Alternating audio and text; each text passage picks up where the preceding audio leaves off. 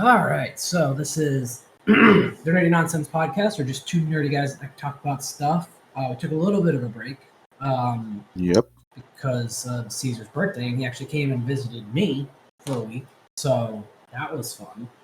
And then this weekend was New York Comic Con, so I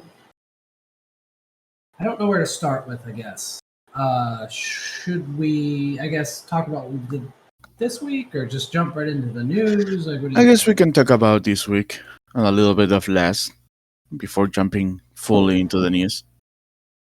All right. This week I haven't really done too much. I jumped back into Starfield a little bit. Still not that far into. Well, I think now I'm farther into the main story because I want. Mhm. There's a point in the like story, I guess, where you start getting like powers, and it's only when you're doing the main story quests that you can keep getting those missions to keep getting new powers. So,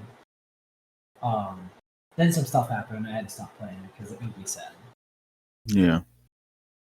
But I still like the game a lot. There's a lot of things that still need some work, like the UI system, like trying to find if you pick up certain items, they're considered contraband, like briefcases of human organs or parts or stuff like that. And Mhm. you try and visit like a specific planet, they'll arrest you because it's contraband. Contraband. Same Yeah. with like drugs and stuff, and it's not really like easy to find it in your inventory because sometimes you pick it up and you never realize you're just looting dead people. Oh, it doesn't So say. it saves, but like when you try like when you pick up the stuff, it has like a symbol on it. But trying to find the one item in your inventory, like I have Oh, okay. 270 items in my inventory, trying to find the one that has that stupid symbol, the contraband symbol, is like a pain in the ass. Oh, okay. Oh, they don't have a search for function, I guess. No, Oh, I know that there's sucks. a fan made mod that someone's trying to work on to do it, but it's kind of a pain in the butt. But other than that, I still like the game. Gameplay's really good. And then aside from that, we finished Fiona and Cake. I want to say last night. Mm-hmm. The season finale, or the series finale, was really good. If you've ever watched Adventure Time and you know like the backstory behind like the Ice King and stuff, like he finally like this whole series seems like it's a redemption arc for Simon Petrikov, which is I loved it. It was so good. Yeah, I never seen the show. That the animation style just turned me off completely. I think that's part of why I love it so much because back then it was so different than everything else that was coming out, and I really liked that. Like the whole era of Cartoon Network with that animation style is I just don't like it. I mean that's fair. I can understand that. And then when I try to check some episodes, I don't know, it felt so randomness. Yeah, that's kind of like That's another thing the I MO. don't. Yeah, that's another thing I don't like. Is the episodes are too random for me. I need more cohesive plot for I can something. understand that. So yeah, that's what this whole era of animation that Cartoon Network and other companies that made up during this time is the never been for me at all. I can understand that. Yeah. Um, and then we started. There was something else that we watched too. I think it was Bob's Burgers because that came back, and that's like an easy show that we can just kind of watch while Uh-huh. we're eating or something. We haven't started Our Flag Means Death yet, and I think we're probably gonna watch it today. Oh yeah, right now we're like 4 episodes Half, in. yeah, I Yeah, think it's like because they halfway. dropped the first three at the same time. I did not expect them to do that when they did it. I was very surprised. Yeah, I came back and was like, I guess I'm gonna. I wasn't. I wasn't sure whether they dropped the whole season or they were doing like weekly. So I was like, I guess I'll watch whatever is available. And then I saw only the first three. I was like, oh, I guess we're doing the first three then.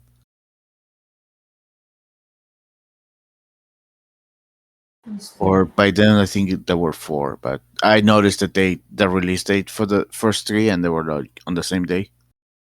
I think there's 5 episodes out now. Yeah, Two so that just means came out on the 12th. So they did 3, then 2, then they're doing another 2 on Thursday, and then the last episode airs on the 26th. oh, that's weird. Yeah, I don't know what they're doing. I wonder if it's just because they want to keep people subscribed to HBO Max or Max. I mean, if that's the case, I will just do one per week to extend it as much as possible. Actually, that would make more sense. Yeah, I don't know what the hell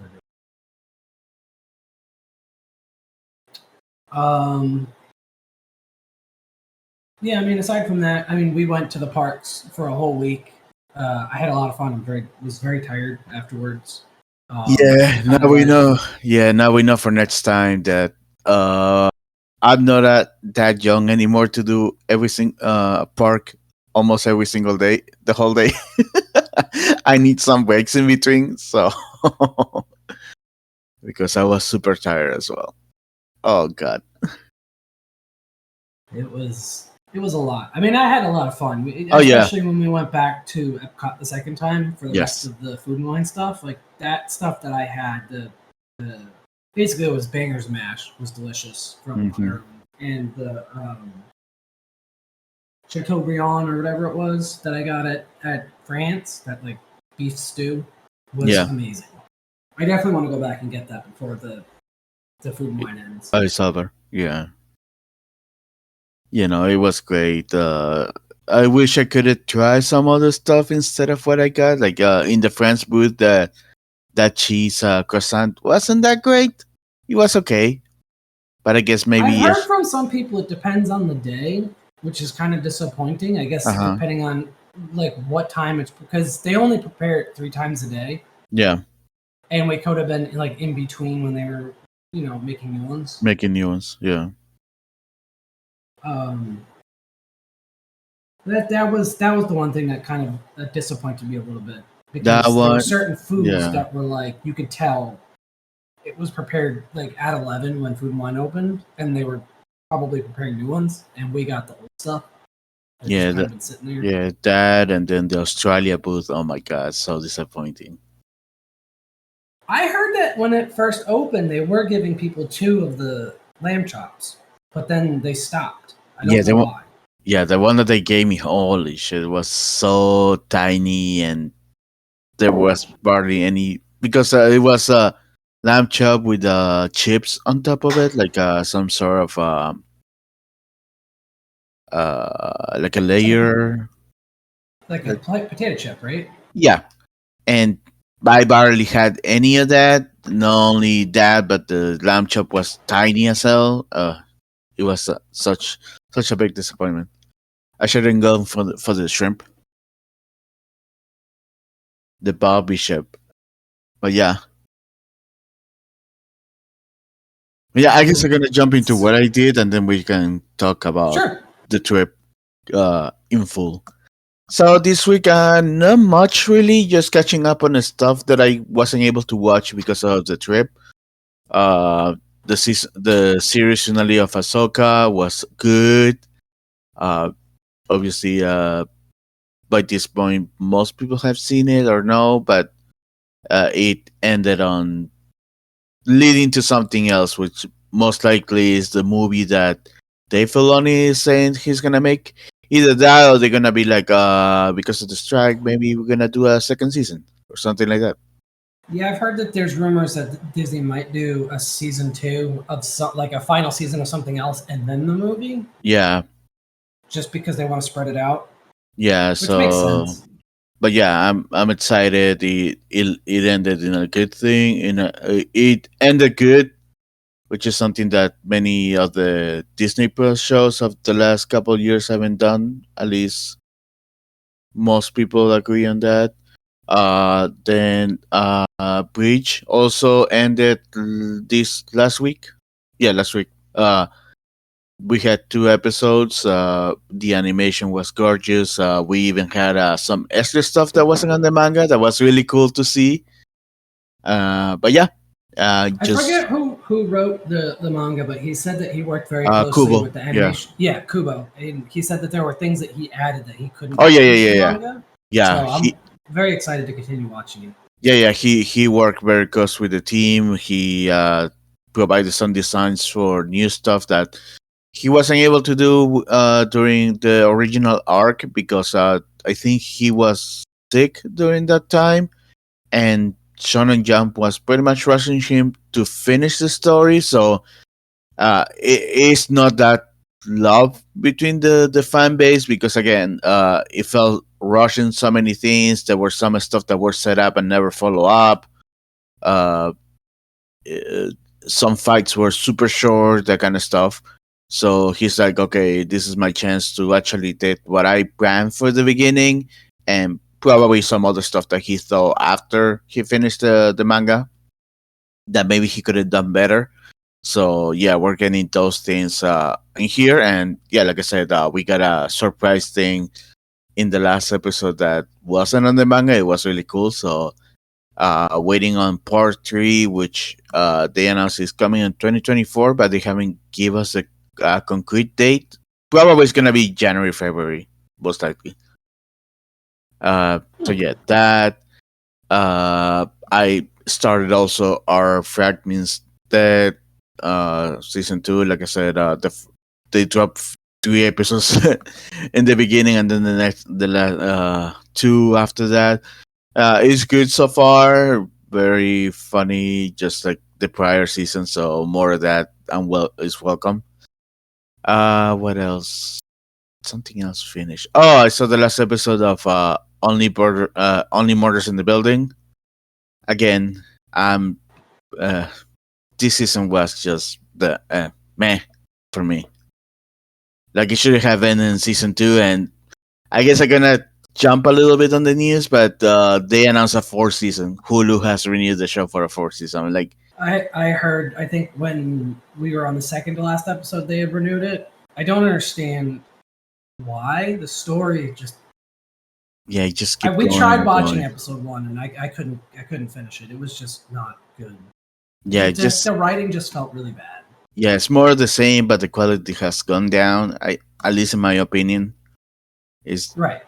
uh yeah, it's I'll probably just watch because it's part of my rotation, but I I would have preferred to end on season 2 or this one even. But yeah, that what else? What else? What else?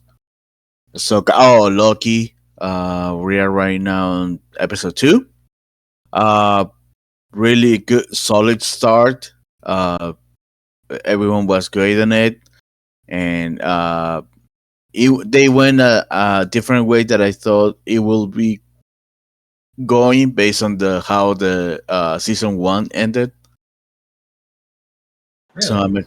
I'm excited to see how things go from here. But yeah, at least Disney is doing 1 episode per week rather than doing the weird stuff of releasing the first 2 or 3 episodes in one day. So at least they are making it longer. Then that, what else? What else? I think that's today. Anything else? Reservation does ended before I left for vacation. Breeders also finished before I left for vacation. Well, I guess I didn't talk about those since we didn't record the week that I went over there. So Reservation Dogs and Breeders finished on Hulu the week that I went over there. The week before I went over there, uh, they ended on their own terms, so it was really good seeing the endings of shows. They're gonna be missed. And what else? I'm trying to think. Many things are on hiatus right now, or just like some hundred are delay for some reason, or I don't know why. Uh, but yeah, that's pretty much it. I haven't played any games. I preloaded Spider-Man 2. Apparently, it was already available to preload on my PS5. So just waiting Yeah, if until you next week. pre-ordered it on the App Store or Yeah, the PlayStation Store, you could start preloading. I think it was yeah. last week. It comes out Uh, this week, right? Next week. Yeah, Next week. yeah. The 20th. Yeah, I was preloading it on Friday, if I'm not mistaken. So yeah, that is already done. So I'm just waiting for the game. And then other than that, that's pretty much what I did. Is just catching up and on stuff since I was gone for a week. But yeah, talking about my trip, pretty much uh, since I want to say 2019, 2018, I've been taking the week on my birthday off, whether it's to travel or just to stay home and just be lazy. And this year, I decided to go visit you guys over there so we can check the parks and all that stuff. And yeah, like I said, it is getting really hard to do almost every single day at park and almost the whole day. So I know for next time, gonna pace out. Gonna keep some days just to relax and do nothing rather than going to the parks. Yeah, I think it was just like a combination of it was really, really hot most of the days, like Hmm. humid and hot, and then we're also just so we can't. Yeah, We're not as spry as we used to be. yeah, we're getting old. But yeah, it was fun. Got time to spend with my sister as well, who happened to go over there as well. But yeah, we did not so scary. Good stuff, good food. I wouldn't eat them more, but I think the meatballs maybe were a little bit too much. Fill me up a little bit more than I expected. Yeah, I think the bread they gave us too big of a piece of bread Yeah, for the because limit. I didn't finish the fries. I was like, if I eat all these fries, I won't have a space for more things. It was decently good though, I will say. For especially like a theme park meatball sub. Yeah. And this year they just went crazy with the spicy stuff. I don't know why. Yeah, those wings, man. I did not expect them to be so spicy because I've heard that they kind of nerfed them. So I was Yeah. like, let me try them, and they were pretty spicy. Yeah, not even those are the food and wine, but also half of the Halloween stuff that they were offering was some sort of a spicy thing. Like it was And kind I of wonder weird. if that was just like the thing this year. Maybe.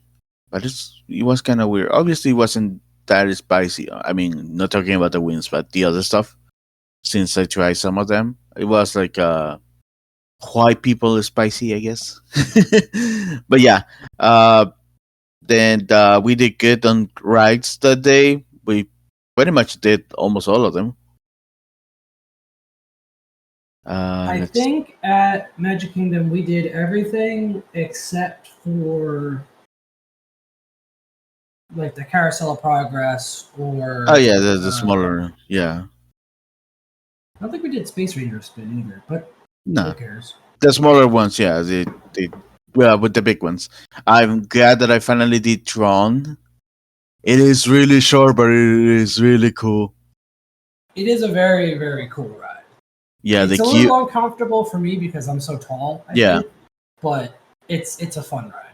yeah, it was a little uncomfortable for me on the chest, but it wasn't bad. It was just a little just there. But yeah, other than that, again, it was awesome. The queue was awesome. Really short, as you were saying, but still awesome. I Nevertheless. am sad that they didn't have the pre-show thing running where you like digitize quote unquote into the game. Hmm.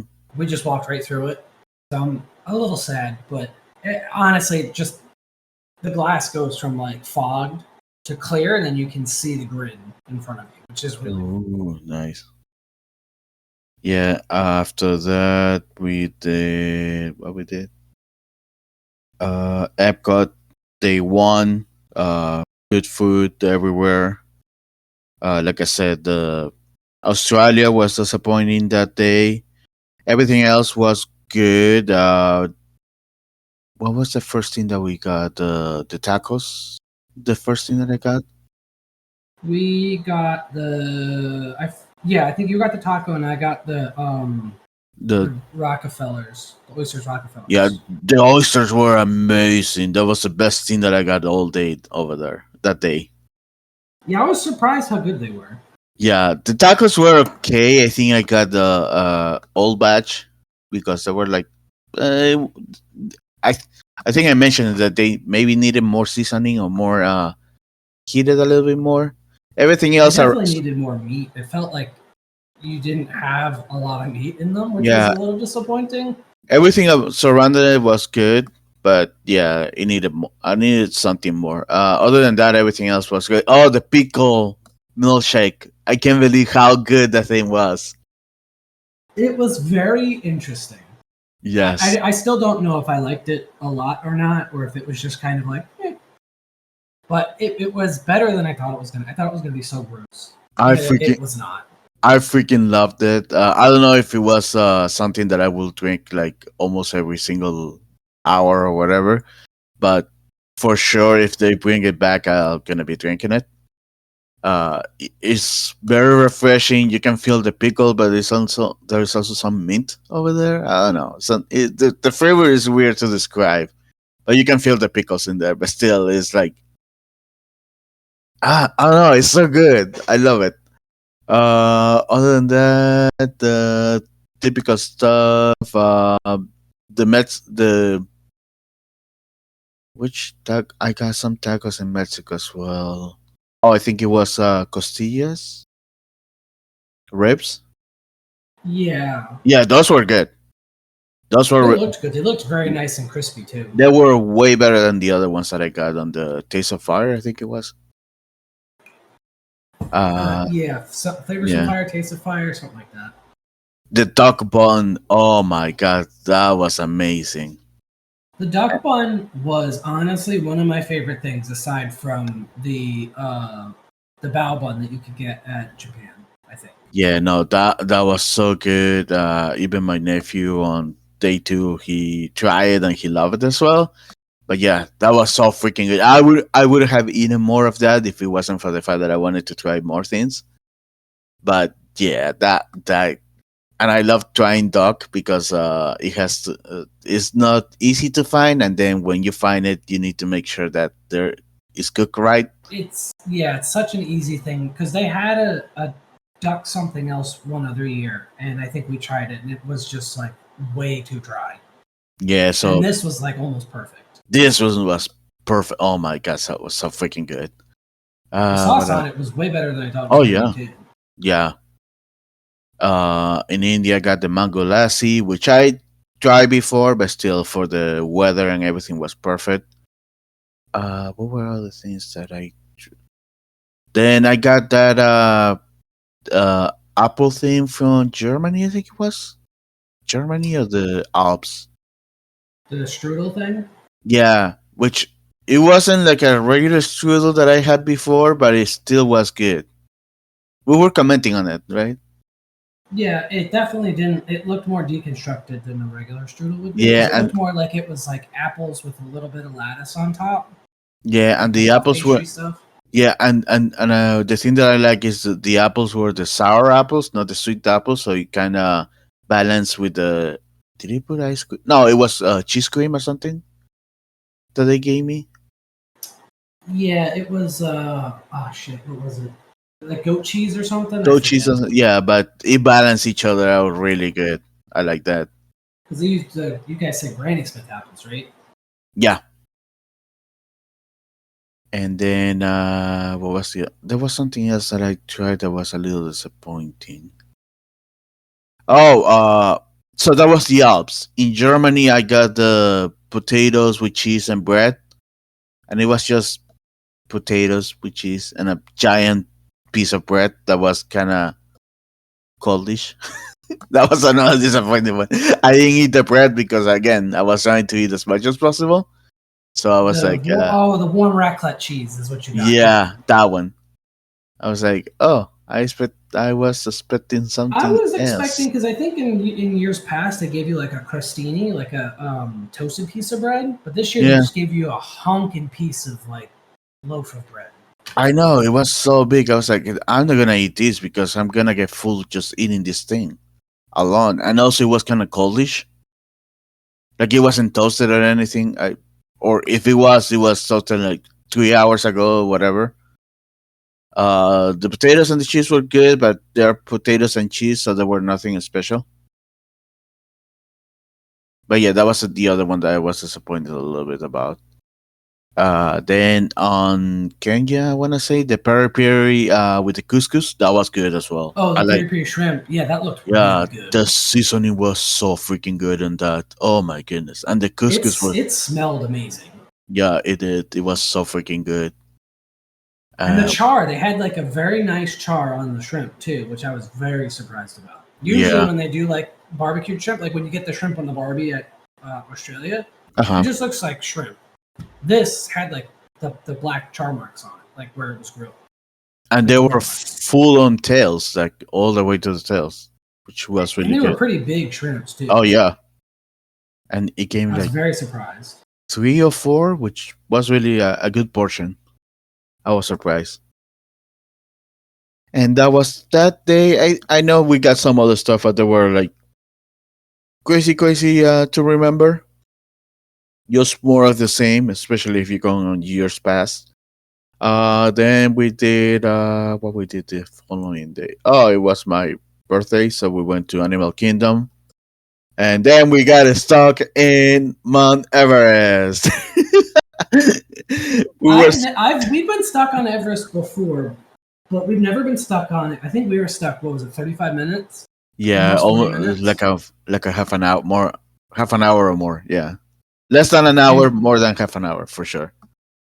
And we were stuck right before they put you into the where you get off the ride. And I know we were it was so right in the close, sun. right there. Not only that, but it rained a little bit.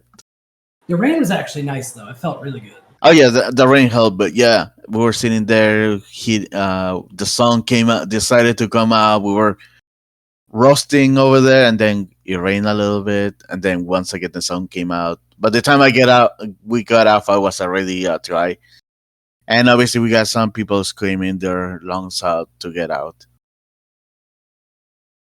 Yeah, that was a little uncalled for. Because I mean, like I get it. We all want to get off the ride, but at the same time, like, relax. Yeah, There's more than just you on there. yeah, and also they told you that they were working on it, so maybe the first 2 times were okay, but after that it became annoying. But yeah, it was that we did Pandora, Flight of Passage, which is always great. We did some other rides. It was a kind of a short day since we wanted to get dinner later that day for my birthday.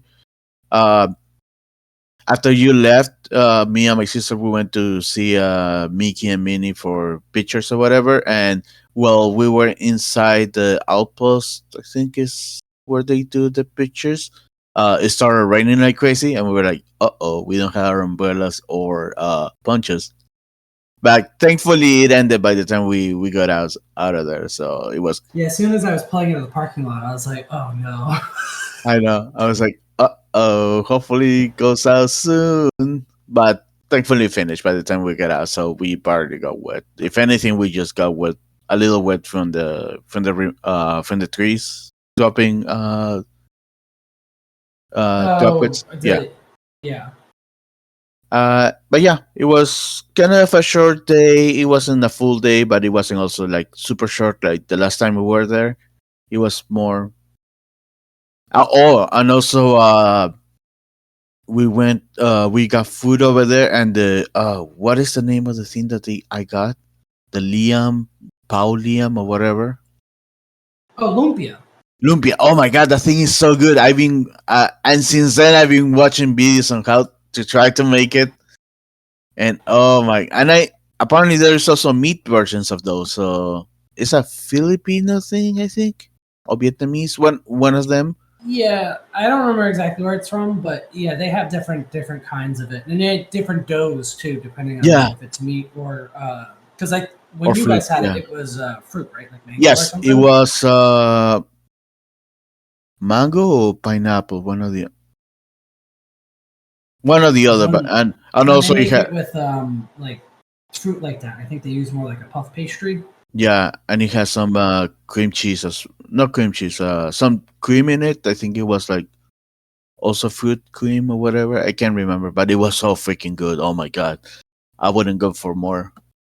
And also the bubble tea. It wasn't bubble tea. It was juice with bubbles on it. That was good Oh, as the well. frozen drink thing, yeah. Yeah, you That thing's got. really good though, and for You, the price, I think it's a really good deal. oh yeah, yeah. You and my sister got the the alcoholic version, and I got the non-alcoholic. Yes, But still, I tried the other one. It was really good as well. But yeah, that day the was really weird though because it said it was a 55-minute wait to get onto Flight of Passage, and oh then when we yeah, got off Flight of Passage, it said it was an 80-minute wait to get onto the river journey, which yeah, I've that never seen before. Like that was that, weird. that was crazy. And after that, we went dinner for my birthday. We went to Haleo. I expected the portions to be similar to that since it was like a high end kind of restaurant. I was like, it's my birthday. I'm gonna try it at least once. I doubt I ever come back here anyways, unless I invited by some other people. So I want to try it anyway, but still, the paella, oh, so freaking good. What we had was amazing. And I would definitely, because it said it was for two people, but I could easily see one person. If Oh you're yeah, really hungry and that's the I only thing you're eating, you could probably eat that whole thing. yeah, I could easily eat it the whole thing myself. What was But the it other was thing you had? Those we have chicken finger things? Like those were chicken amazing. fritters, Yeah. croquetas. Those are really good. I love those. Then we have jamón serrano, which was so freaking good. The ham. Yes. I would go back they gave us like stale crostinis to eat with it, which was a little disappointing, but Hmm. the ham itself was so good. Yeah, the It ham was was really very good. rich. It wasn't because it was fatty, but it didn't like because you know how sometimes when you eat fatty stuff, it like makes you feel like shit. This Yeah, didn't really make you feel like that. It was that good. yeah, and I grew up eating ham similar to that one back in Peru, so it was just coming back home, more or less. And then I got the gold cheesecake for like a dessert or something, and that thing was really awesome. That That was was better than I was expecting. And I'm not usually a cheesecake person, and I wouldn't really consider that a cheesecake because it was yeah, it was more uh, uh, like a tart or like a something tart. almost. Yeah, It was I still really saw. good though. Yeah, I saw gold cheese. I was like, I want to try it, It and it had a was little bit of that goat cheese funk to it, which yeah, is I think why I liked it so much. and Um, it was a big portion, especially I consider. was just gonna say, and it was pretty decently sized. Like all Con- four of us yeah, all got like a quarter of it. yeah, especially considering where we were. I was like, oh, probably they're gonna give me a little thing like park, like food and wine park. Nope, it was as big as my hand. Yeah, it was decent. Yeah, it was really good. And then that was it for the day. The following day, we went. Where we went the following day? We went to Hollywood Studios because your Oh, sister left. Your sister left that day, right? yeah, yeah. She traveled back on the 5th. So yeah, the following day we did Halloween Horror Nights, and I regret to inform to all of you, the horror fans, that while I like the teaming and everything, I won't be going back. I'm too, I'm too of a chicken. I'm sorry, but the first house got me real bad. The the scaring part really kind of bothered me at one point because it was just like I don't like people coming up to me. Like it Yeah. really just throws me off. And I'm upset because I bought loop earplugs specifically just for Halloween Horror Nights, Uh, and I forgot to bring them with me that night. Because especially like if you're autistic or you have a problem with being in crowds or like a yeah. lot of like overstimulation, which is like surrounding lights and sounds and everything, it's a lot. But I do kind of want to go back again, uh, just to kind of experience maybe a couple more of the houses. Mm-hmm. Um, just because I know Allison really wants to go back and Yeah. she wants to do at least the Stranger Things and I forget, I think the Universal Monsters one she wants to really do. Oh, okay, okay. Yeah. So we might go back again one day during the week, if we can. To avoid the crowds. Yeah. But I Yeah. mean, not the theming, everything was awesome. It looked amazing. I got less scared walking to the scare zones. I mean, one thing got me also there, but it was one of those uh, uh, sound things. So obviously it startled me, but I did better there than in the house that we did, which just freaking got me real bad. So, but yeah, the theming, everything looks amazing. The food was amazing as well. I think I made the mistake of eating really heavy stuff most of the time, so I didn't have a space for more things. Uh, and the what you call it, the store, the fuck, what's the name? It Oh, has the a tribute store. trivia store. There you go. The trivia store was also really cool. I like the comic book theming and of each room. It was so freaking cool. I think that was probably my favorite thing of the entire night was the tribute store. It was Yes, so good. especially the And noir part. Oh my god, yeah, I was that just gonna was say that was just like they went above and beyond, and it was incredible. yeah having Even with the like when you noticed, I didn't even notice it at first when we walked in, but they had like the noir rain on the floor. yes. I It also know. was it I was also so didn't well notice it done. at the beginning. I noticed it when we were walking out to the third part. I saw the floor. I was like, "Oh shit, this is cool." But It yeah, was it was awesome. that was awesome. The food was also great. I wasn't able to try the weird hot dog. Like I said, I made the mistake of going for three big things right away.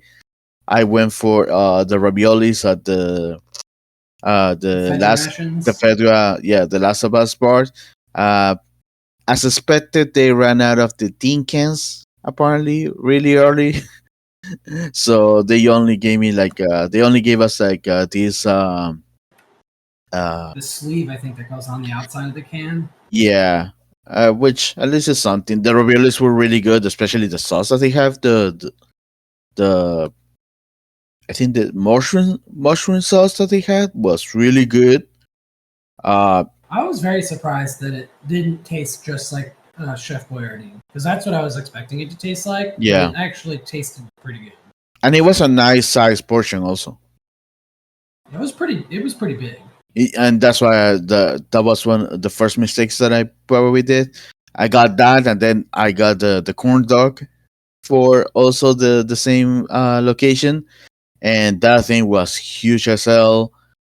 Again, it also had the same sauce as the ravioli, but also it has potato chips sticking out of it. So yeah, it was really good. But again, another really heavy thing that maybe I shouldn't have gone for if I wanted to try more things. It was a lot of cheese too. Oh yeah, it had a lot of cheese. And then the last thing that I got, which was I guess the last straw on food wise, was the walking tacos. Yes, And they those were were really. It was really good, yeah, but it was a lot. yeah, those three alone were too much. I wanted to try some of the desserts, and like I said, I wanted to try the freaking hot dog with the bubblegum mustard. But I was full.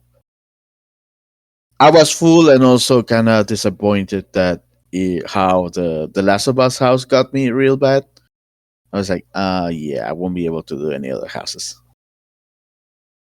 We did the the Darkest Deal, I think is what it was called.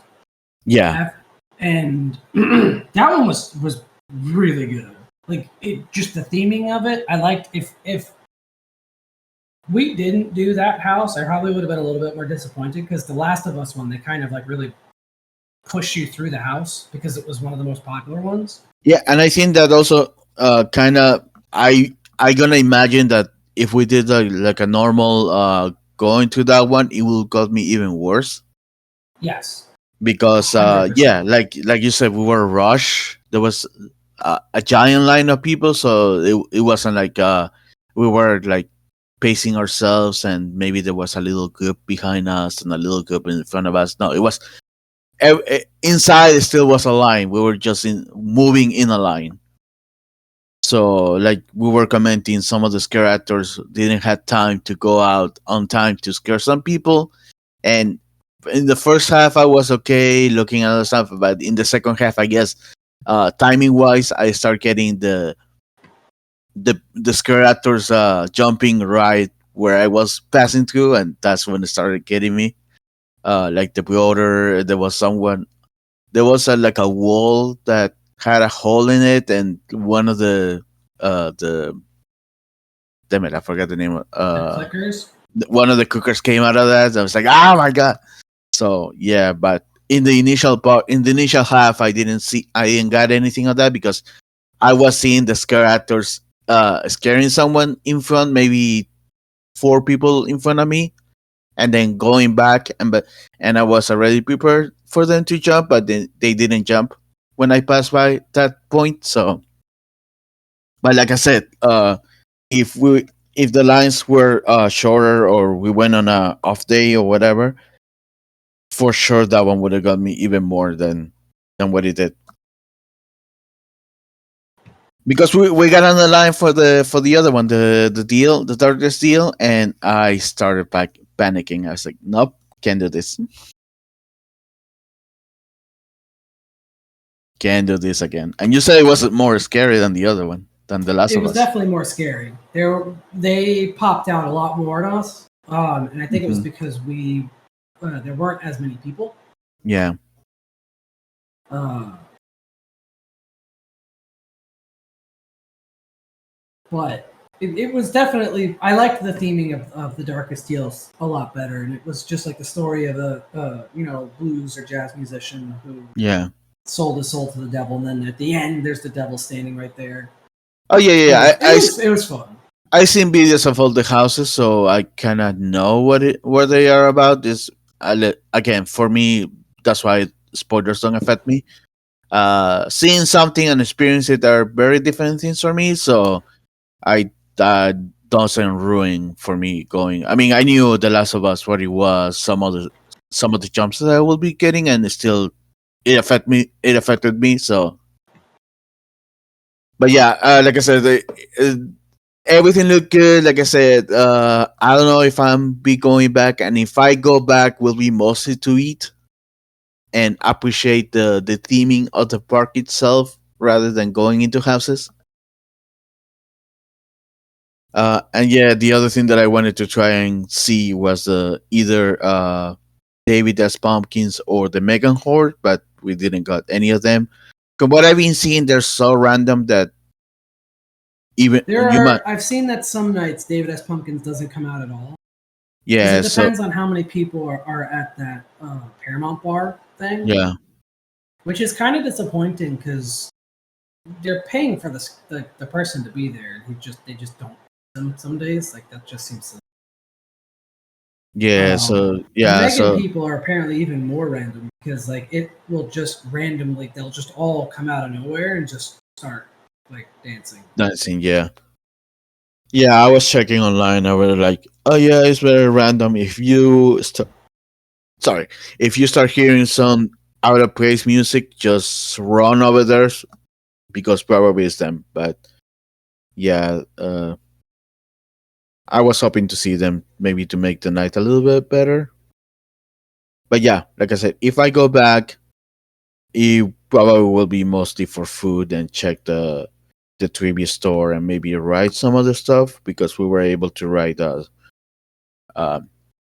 stuff that I Tran- never wrote before. To be honest, I never did yeah, Men the in Black. Transformers one we still feel terrible about. Oh yeah, the Transformer was, it was okay. It just the people that got behind us were ruining everything. They were screaming in our ears the entire time for zero reason. Yeah, like they were being dramatic on purpose, and it was annoying as hell. And they were kids, so yeah, I was like, yeah.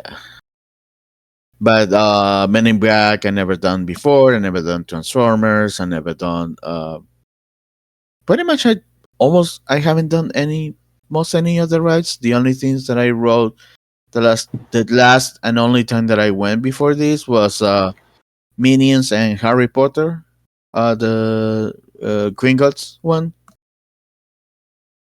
and That that was all was you did the first time. oh yeah, and the Shrek 3D or 4D or whatever it was. R.I.P. my boy. Yeah, those were the only ones that we did when we went. Like I said, my sister got sick, so we went a little later than usual.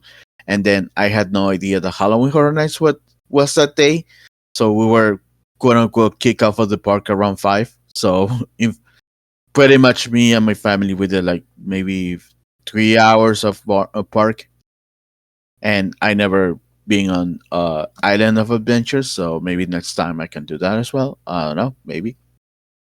I was gonna say I think we should do that next time you come Yeah, down. but like Because I you've said, never been there, and it's got yeah, I all the know. Marvel stuff, and you would love the Spider-Man. Nice. But yeah, like I said, nothing against it. The theming is really cool. The food, the shows, and everything looks amazing. It's just that I'm a chicken. I can do the haunted houses. So, and pretty much that's one of the main reasons why someone might go to Halloween Horror Nights. Although they have the shows and the food, so maybe I could focus on that if I decide to go again to one of these. We'll see. Depends on what they offer, I guess. And Yeah, it then depends on what the theming is, I guess, for the next yeah, time. after that we did Hollywood Studios. It was also a short day, especially since we were tired from Halloween Horror Nights. Like I said, uh, just next time, let's go into the parks every single day and more resting in between, I guess. uh, but yeah, we did a Smuggler's Run. We didn't do Rise because it was breaking down the whole day. Apparently, It my broke down a niece, couple times. yeah, my niece. Did they get to ride it again after we were leaving? Yeah, they were able to do so. My niece was also in the park during those days, and her and her boyfriend were trying to do Rise before we got to the park, and he broke down. So they were like, they gave them free passes to do it again, fast line, whatever, and they were able to do it before he break down again. I think he broke down like 3 times that day. It was It crazy. broke down right as we were leaving too, so I think they might have just gotten to ride it before Yeah, it broke down again. yeah. Other than that, I was able to get another lightsaber for my collection. I got Cal Kestis' first lightsaber from And they're running a pretty good deal Poland. too. It was Oh yeah, 30% off. there were not only there were on the prices on some of the, especially the older ones, were lower than when they originally came out, because normally a lightsaber when it comes out is like two something. This one was like 160 something, and then a 30% discount. It cost me pretty much 120 20ish around that, which is a good deal, especially for these lightsabers. Not all of them were on sale, but the 30% was also, as far as I know, wasn't for everything. I know the current Ahsokas weren't part of that. I heard the one of the cast members talking to someone in the that was looking at the lightsabers as well, and they told him, "Oh yeah, no, those aren't part of the deal. It's mostly old lightsabers, like your Dooku's or Leia's, that kind of stuff. Ben, Solo, those, but still good stuff." And after that, what else we did? Muppets, uh, Star Tours, uh, the Toy Story one that I keep forgetting his name. Midway Mania. Yeah, because Slinky Dog was another one that was like 70 days or whatever. So I think it was like 70 or 80 minutes the entire time we were. Yeah, I And was like, that's always the case for some reason lately. It's yeah. a good ride. It's just I don't understand why it's one of the only ones that keeps that high of a. And we did Mickey and Minnie's runway, and when we got in the line, it said like 50 something or like an hour. And I think we did it in less time than then. I want to say, yeah, I think it was maybe 30 minutes we waited. Yeah, which is really good because I remember the last time that we were in the line. That one was like an hour or so. Yeah, it was pretty long. But this one was like really quick. It was good. And after that, not much. We did some shopping and we call it early day as well. And then the following day, which was prior to before me leaving, we did day 2 of Epcot. We got more food in there. What was the thing that I like out of that day? Oh, the feollada or feollada from Brazil. Oh my god, that thing was so freaking good. The pork was so tender. It was amazing, and the beans and everything. The seasoning was it was good. That was my favorite thing of that day. And then what else? The feollada. Trying to remember what else. Mm. We had the feijoada. I think you got the poutine, right? Oh yeah, I got the poutine. Finally able to taste some poutine because I never was able to get a chance to taste poutine, and I wasn't 100% sure whether or not this is gonna be like the real thing or not.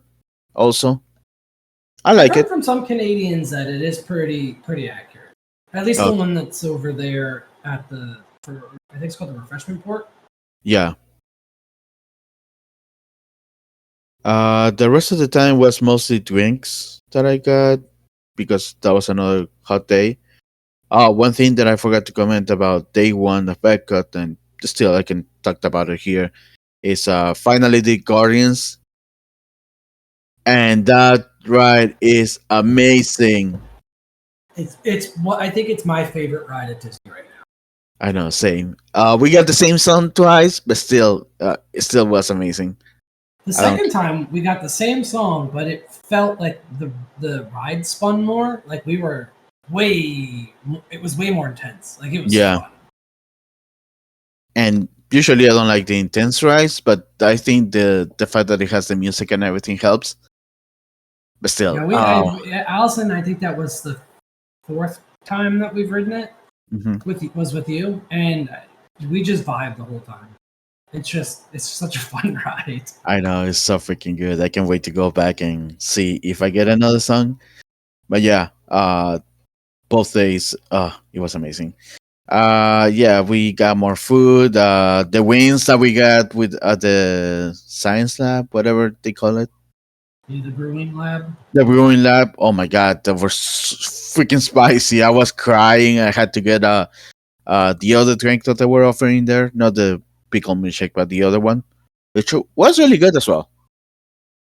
Yeah, that one was like a frozen Powerade something or other, Yeah, something which like was that. But really good. yeah, it was really good. It has some bowls even, I think, if I'm not mistaken. Yeah, I think it had like popping bubbles, like Yeah, they fruity were popping popping bowl. bubbles. Yeah, I like those. But yeah, that and other than that, we had what did we have at the Japan? Japan. Oh, the Yes. Wagyu bowl. I like it. I like it a lot. What else? What else? What else? What else? I'm trying to remember what else we ate. I had the paella. Did we get something in Italy? No, we didn't have anything in Italy. In France, like I said, I was disappointed about the cheese baguette. No, croissant. I think it was whatever the thing was with cheese.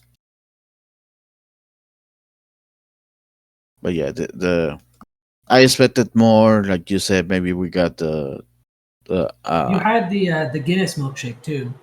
oh yeah, that was really good as well in Ireland.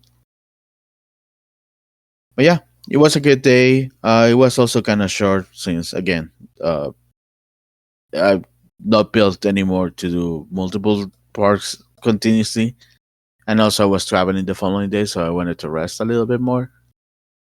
But yeah, it was a good vacation. Like I said, when I get back, I'm gonna try to plan better so we don't do parks every single day and we have time to rest in between. The comic book store that we went to, that was also a bar that had a bar next to it, was amazing. I really like it. I want to go back. Yeah, I would love We to spend more time there. That place was really cool. Yeah, we have Peruvian food also around the same area. In fact, there were like what, like a block away or something from the comic book store. Yeah, it was Uh, literally right down the road.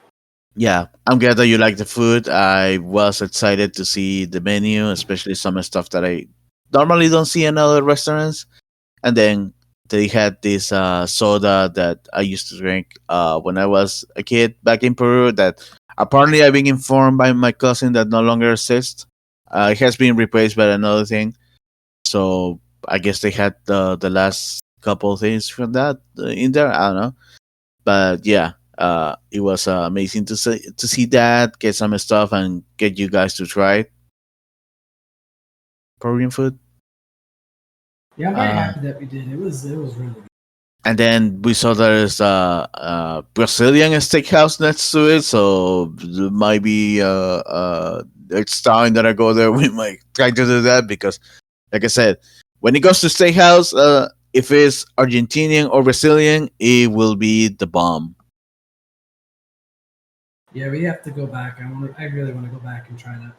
Yeah, and yeah, that with the Gideons, I like the guava tart that they had, and also I went for the Frankenstein cookie.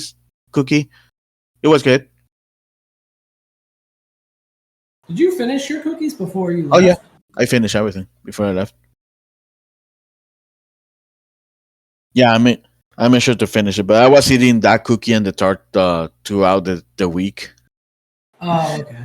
Yeah, I didn't finish in the one sitting because again, for those that don't know, Gideons have giant cookies, so They're very dense too. So yeah, like it's a lot to eat at once. but they're good nevertheless, especially Yes. the special stuff that they release. I'm jelly that you guys have that and I don't have it near me. So, and there's a reason why some stuff sell right away, early as they open or whatever. But yeah, and yeah, that was pretty much the vacation. So I guess we can jump into the news. This is gonna be a little long episode, but bear with us. We were off for a week. I guess we can start with the strikes. So we got good news, bad news. The good news is that as of Monday, the writer strike was officially over as the 3 year deal between the studios and the guild has been voted into effect with a 99% in favor vote. Only 90 members voted against it out of I think it was 8,000 and something. So that is clear.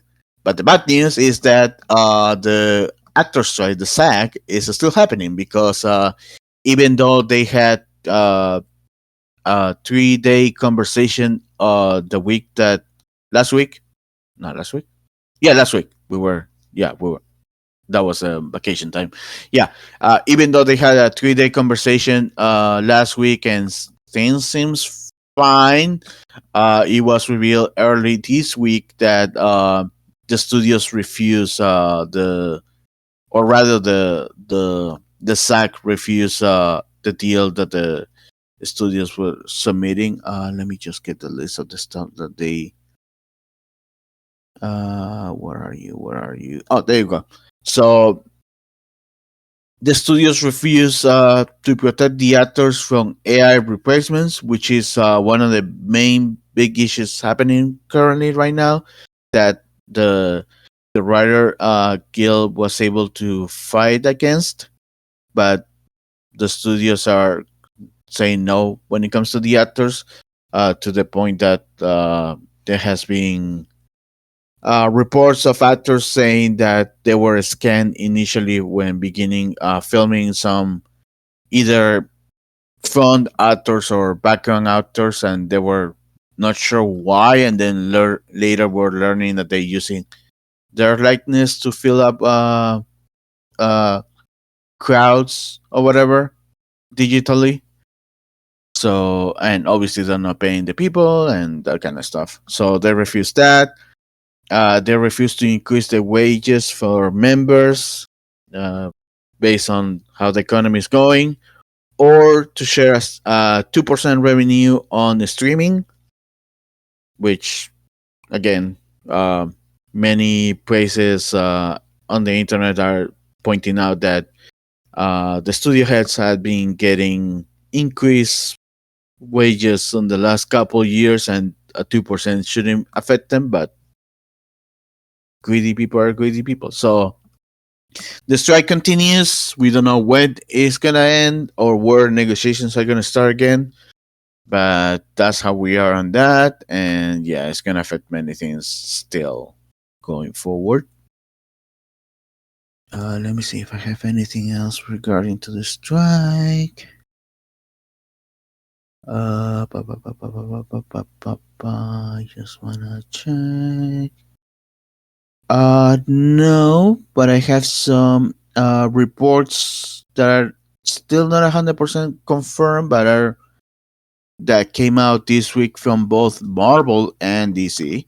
Um, so starting with Marvel, there's a ton of rumors of issues happening of Marvel television. Uh, First with Daredevil Born Again, this one is confirmed that Marvel has let go all the writers and directors from the show, thus delaying the release date to 2025, maybe more if the SAG strike continues.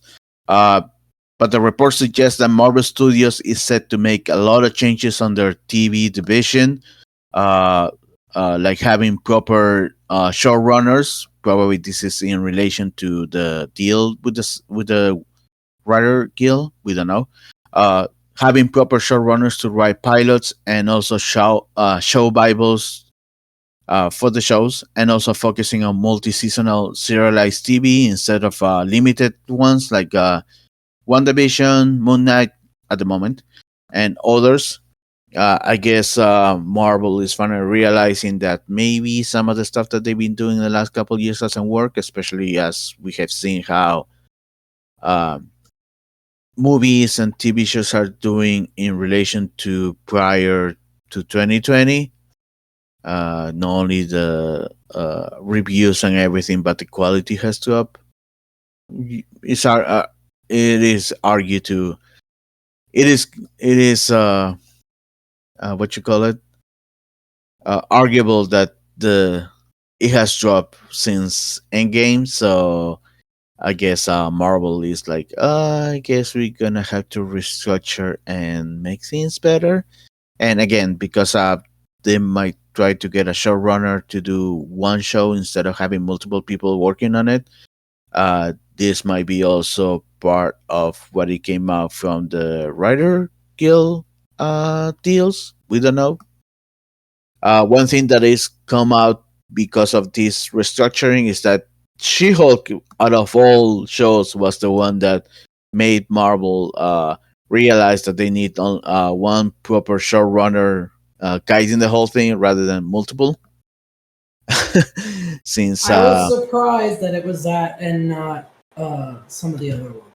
yeah, Because like Miss because Marvel is also a little disjointed and got really not good reviews, but I think uh, She-Hulk was the worst of it. yeah, that's one of the main complaints that a lot of people have been saying about these shows, that uh, there's a lot of disjointing between episodes and the whole arc, and then obviously between films and show and films, or the shows that are supposed to lead or come out of these ones. So yeah, we'll see what happens. But yeah, obviously Daredevil is gonna be delayed the most. Uh, but yeah. Also, another rumor regarding to this is that it looks like the Wonder Man TV show that was planned a while ago with I forgot the name of the guy that was cast to lead Simon Williams, but he's Black Manta and Aquaman. Apparently has been canceled at Marvel. Obviously, this at this point this is just a rumor. Hasn't been confirmed, but we'll see what happens, especially with all this uh, re- restructuring going around with Marvel. Let's see. Then moving to DC. Again, this is just rumors. There were a lot of rumors coming up regarding Warner Brothers for the new DCU and current movies stuff coming out. The first one is that apparently James Gunn confirmed that none of the actors that played Justice League characters will be reprising their roles for the new DCU, which makes sense. I mean, we're getting a new Batman and a new Superman for sure. I know they've been kind of conflicting information whether or not Gal Gadot is gonna be in Wonder Woman 3 or the next Wonder Woman, whatever that is. Since Patty Jenkins confirmed that she won't be doing a third movie, DC passed on that. But Gal Gadot was like, "Oh no, I'm working with DC and James Gunn into the next Wonder Woman thing." But maybe she's just coming as a producer at this point. I don't know. I think And it all was in her contract because I think she was producer on the other two yeah, so probably movies, so she might be producing the third one. yeah. Obviously, Ezra Miller is persona non grata after what happened the last 2 years. And then Jason Momoa is right now currently in talks to play Lobo, which is something that he has been wanting to do for a long time. I think Uh, he'd be an amazing Lobo. yeah. So obviously he gonna be Aquaman again. But yeah, that's so far the conversations. Nothing confirmed regarding the Lobo or whether Gal Gadot is involved in some shape or form in the next Wonder Woman. Aside from that information that came out a couple months ago, one thing that James Gunn confirmed last week was that Solo Madrigeña, Blue Beetle, John Cena Peacemaker, and Viola Davis Amanda Waller will be part of the new DCEU. Later, he confirmed also Vigilante from Peacemaker, and I will assume every character that debuted in that show by default will be part of the new DCEU. How they're gonna make this all make sense, I have no idea. Probably they're just gonna, since Peacemaker at least is a comedy, they're gonna be just ignoring it or making a joke about it. Like, oh, why does Does that mean that everybody from uh, the the second Suicide Squad's also going to be coming back, or are they all done too? Uh, that's the thing. So far, according to James Gunn, everything after Blue Beetle is part of the new DCU. So Superman Legacy and the Creature Commandos animated movie are the first ones of that universe. But initially, he said that maybe some characters from the movies before those two might be coming to this new DCU. And last week, he confirmed that Blue Beetle, and I can assume by extension his family and supporting cast, if they don't recast, obviously, will be part of that. Peacemaker as well, but with Peacemaker, there's a little bit more difficulty, or more, and Amanda Waller as well, because they're already connected to the Suicide Squad, and the Suicide Squad has connections to Harley, which has connections to the Backfreak Batman, which has connections to this, and that. So is it will be weird how they explain it if they do. They just probably just gonna hand wave it and be like, oh yeah, this is a new version. That just happens to be played by the same guys. We'll see. Yeah. But like I said, there's talks about like I said, Jason Momoa reprising being Lobo instead of Aquaman, since apparently none of the actors from the Justice League will be coming back to reprise their roles. We know Henry Cavill is done with Superman. We know Affleck is also done with Batman. Uh, Ezra Miller, like I said, persona non grata. Ray Fisher was done with DC before even James Gunn came on board. So yeah, so that's not happening. So yeah, we also got some spicy information regarding Aquaman 2. Um, it looks like there was a lot of infighting and stuff happening on set. Jason Momoa apparently showed up drunk many times, and even one of those times dressed like Johnny Depp just to spy the Amber Heard. Apparently, Amber Heard had two big scenes removed from the movie. One of them was a fight against Black Manta, and then the other one was that Elon Musk, who was dating Amber Heard at the time, sent a scorching letter to DC to stop them from firing her. So apparently she was on the chopping block because of the whole Johnny Depp thing going on, and stopping them from doing that. Otherwise, they're gonna face him or whatever. And I guess they were like, whatever. But yeah, so based on all this, it looks like Amber Heard will have a really small role in this new movie. Not that it matters because, like I said, this film is no longer going to be canon, anyways, to the new DCEU. So, Right. but The yeah, thing I do find interesting is apparently he, what's his name, showed up drunk and stuff on purpose Jason because Momoa, he was yeah, upset that they kept Amber Heard. yeah, So, I mean, it's still not a great thing to do, but I know it's crazy. It's crazy the stuff that we're learning about all this. Yeah, craziness. Let's see. Let's go with Disney information. So, per Variety, the Disney Plus Diana animated series will be released in 2024. Uh, I know that voice acting hasn't been affected by the strike, so it makes sense that animated shows and stuff like that will be released on time. Uh, Another thing really related to Disney Plus is that after doing the same with Cinderella, Disney is releasing a 4K restoration of Snow White and the Seven Dwarfs.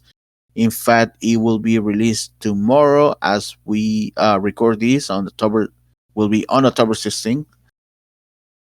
I still haven't seen the other 4K ones to compare, so also I don't have a 4K TV, so probably I won't notice any difference, but it will I be think in the the. biggest thing is the colorization. A Mhm. lot of the colors were fixed because certain things back then kind of didn't translate correctly because most of it was hand drawn. Yeah, yeah, I will have to check it out to see if I can notice any difference. Let's see any other Disney Plus. Oh yeah, Disney Plus is or Disney is moving forward with a Rocketeer reboot that on Disney Plus, a TV show. So that's interesting.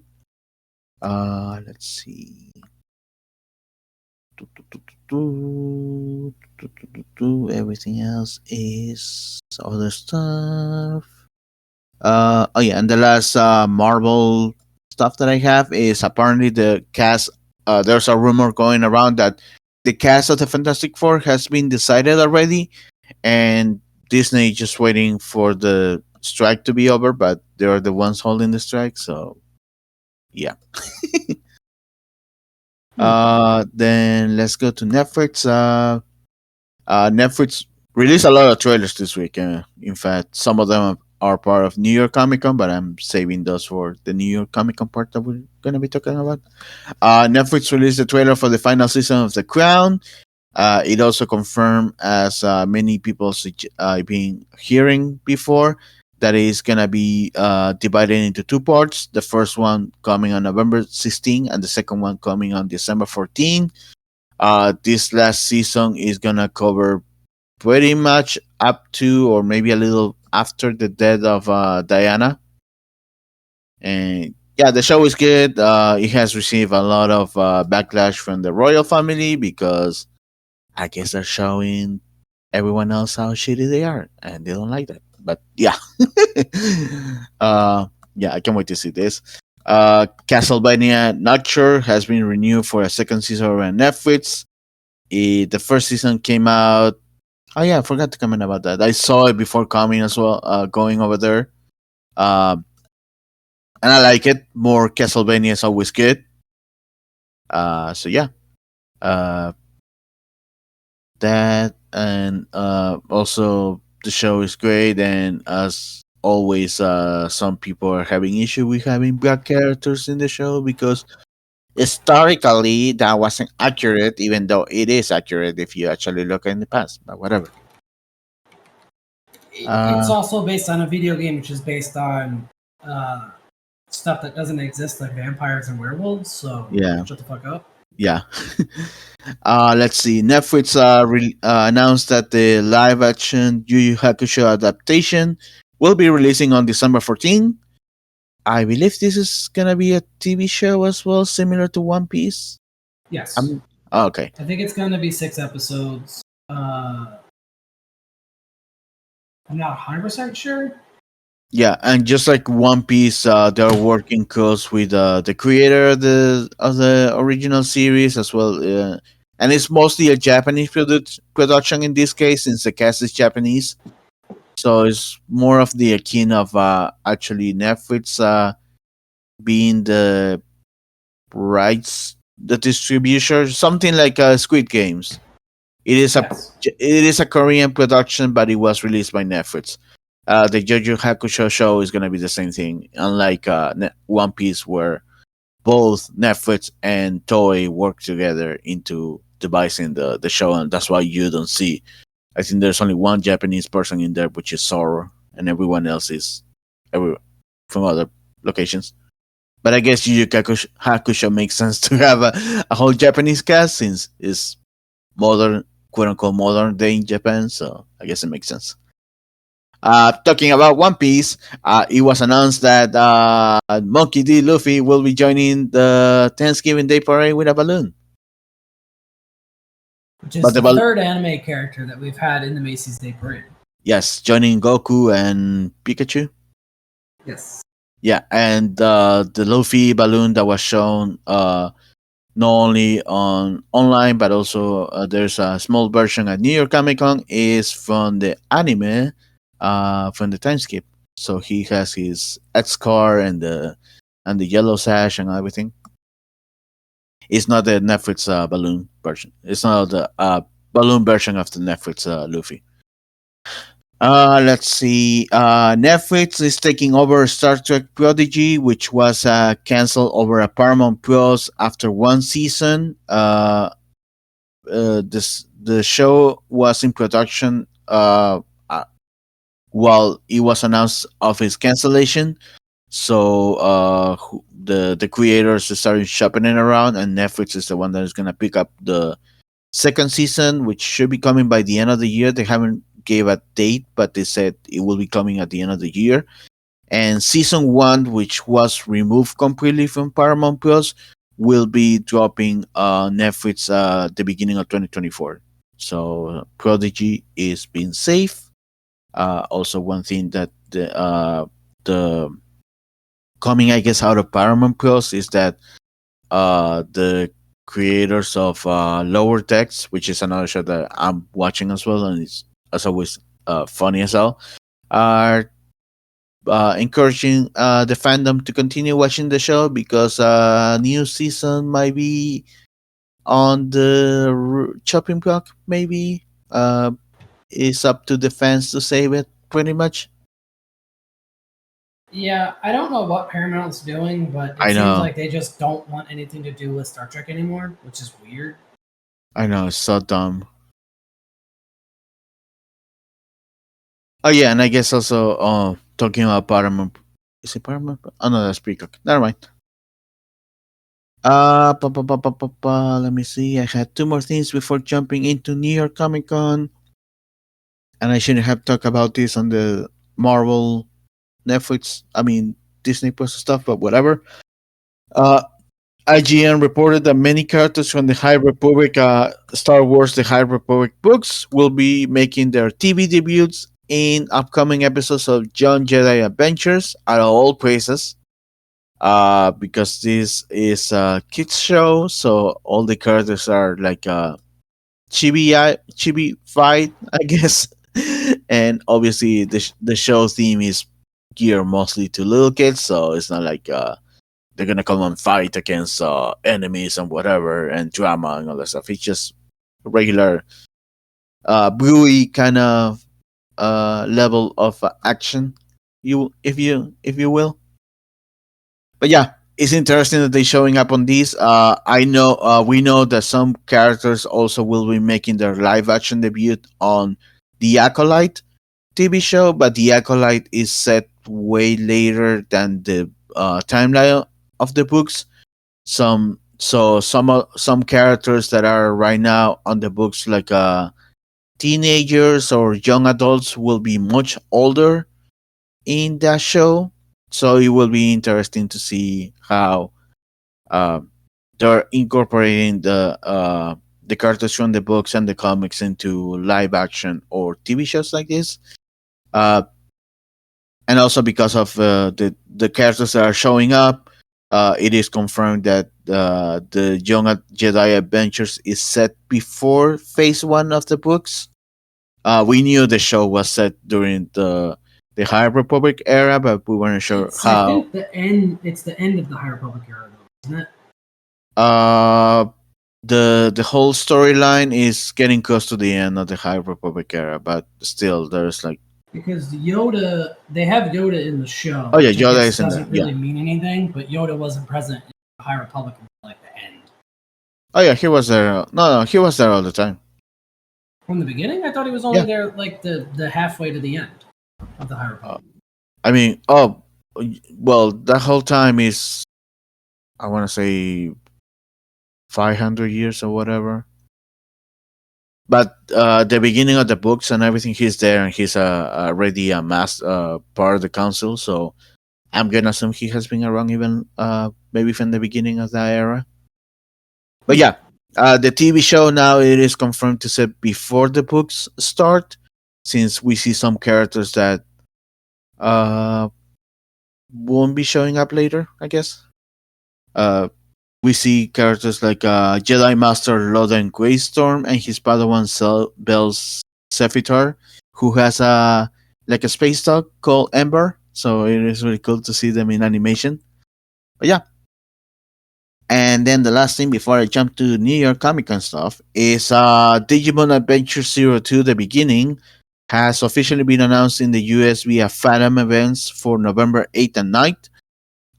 This is pretty much a sequel of Digimon Last Adventure Kitsune, I think it was the whole title, uh, which was like a sort of reboot of the Try movies, since those didn't got a good reputation within the fandom.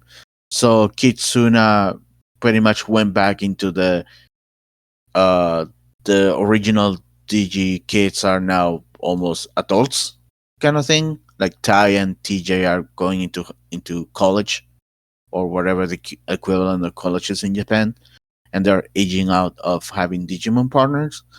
Uh, this is set in the same universe, although the characters are still younger than the main cast, so the whole movie isn't set around that thing of them aging out, but just facing a new enemy or whatever.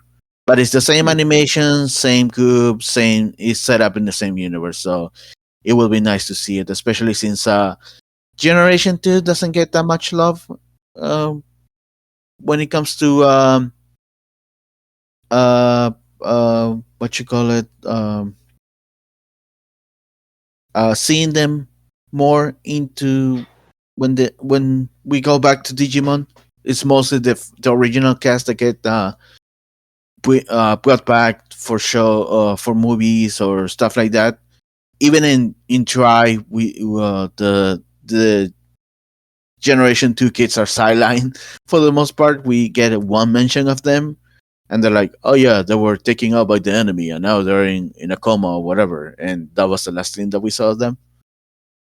Obviously, not TK and Carrie because they're technically part of the Gen One Series One cast. So Yeah, but they were like kids.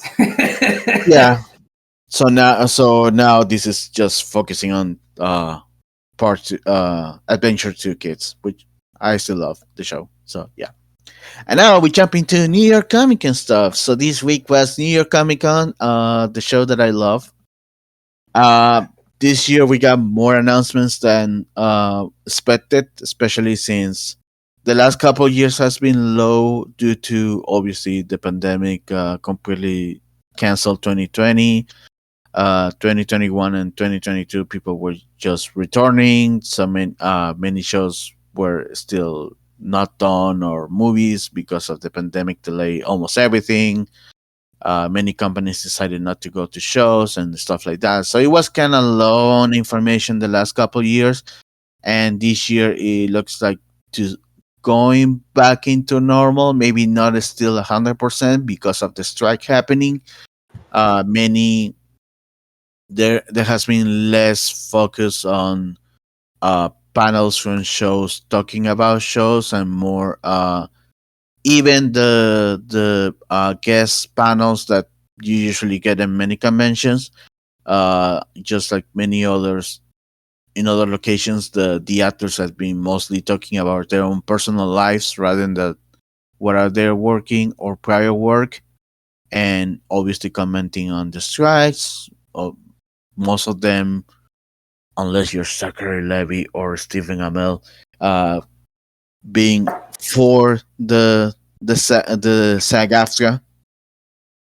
But The one thing I yeah, thought was interesting, and I think this was day one, hmm was Ewan McGregor had a panel, and yeah. he was specifically told by Disney he wasn't allowed to mention anything Star Wars, which was insane to me. I mean, he is not allowed to say anything because of the strike, anyways. Well, right.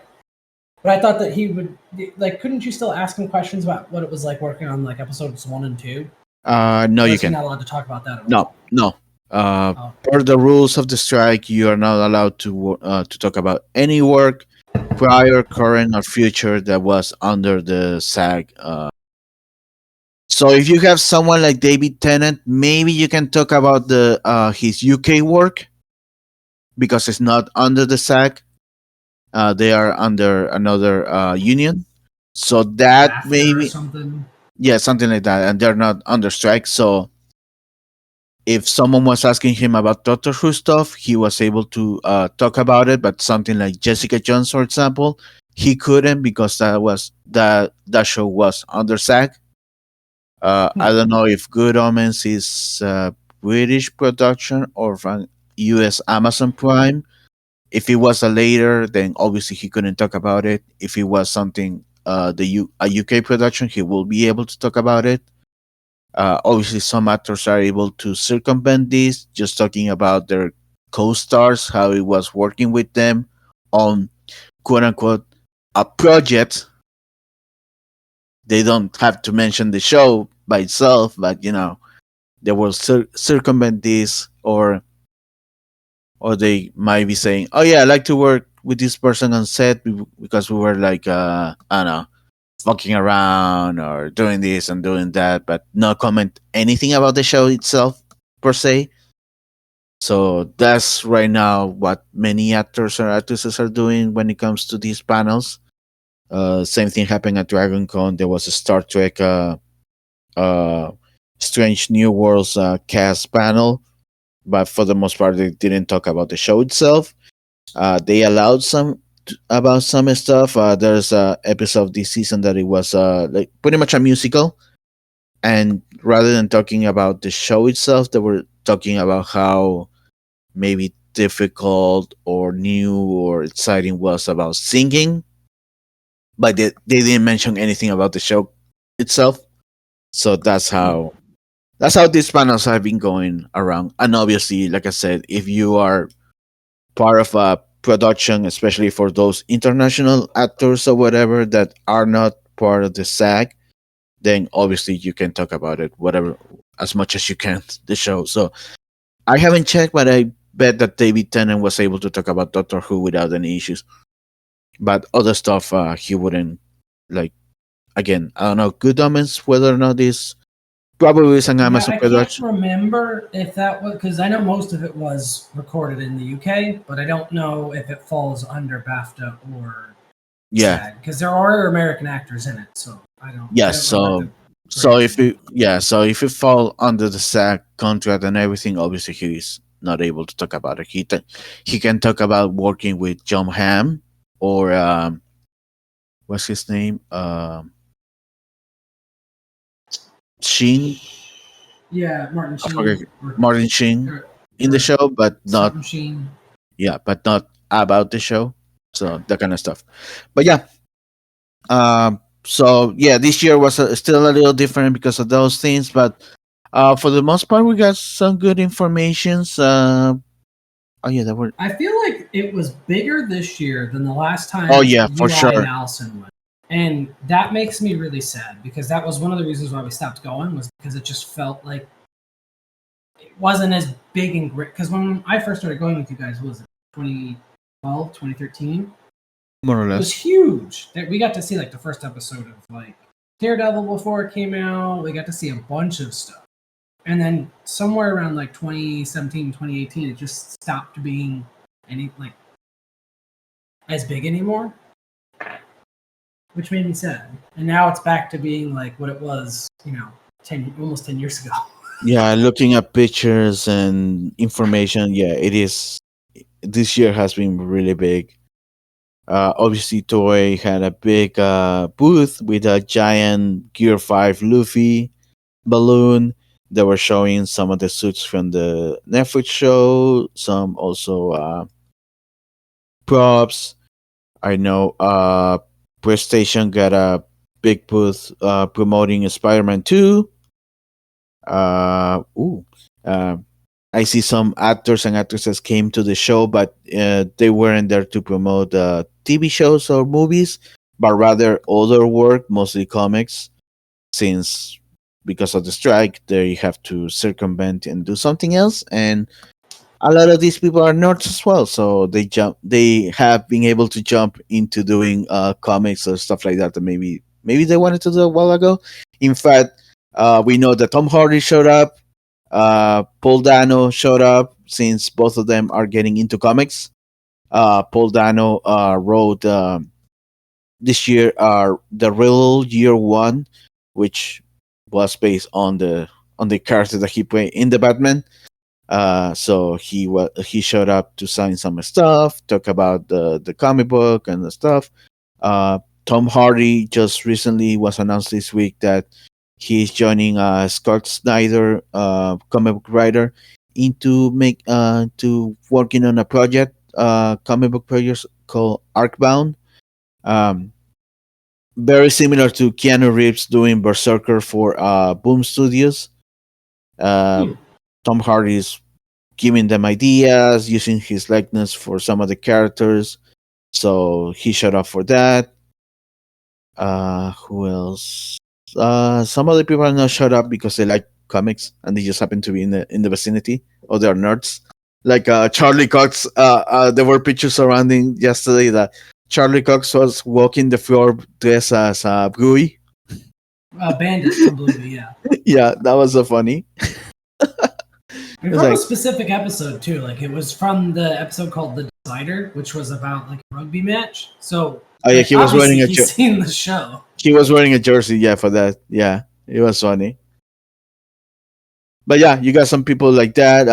Kid Cudi apparently was also there because he's promoting a comic book as well. Who else? There was another big person that was in the show. Let me see if I can find it. I know the biggest one is Charlie Cox just walking the floor. This was really. It's so funny the pictures that are coming out of people being like, "Oh shit, it was Charlie Cox." Looking at the picture, it's really hard to tell unless you're like probably right up close to him because Yeah. the makeup really masks his face well. Yeah, and that makes sense. Some people do that. Some people wear masks. Like Adam Savage does that.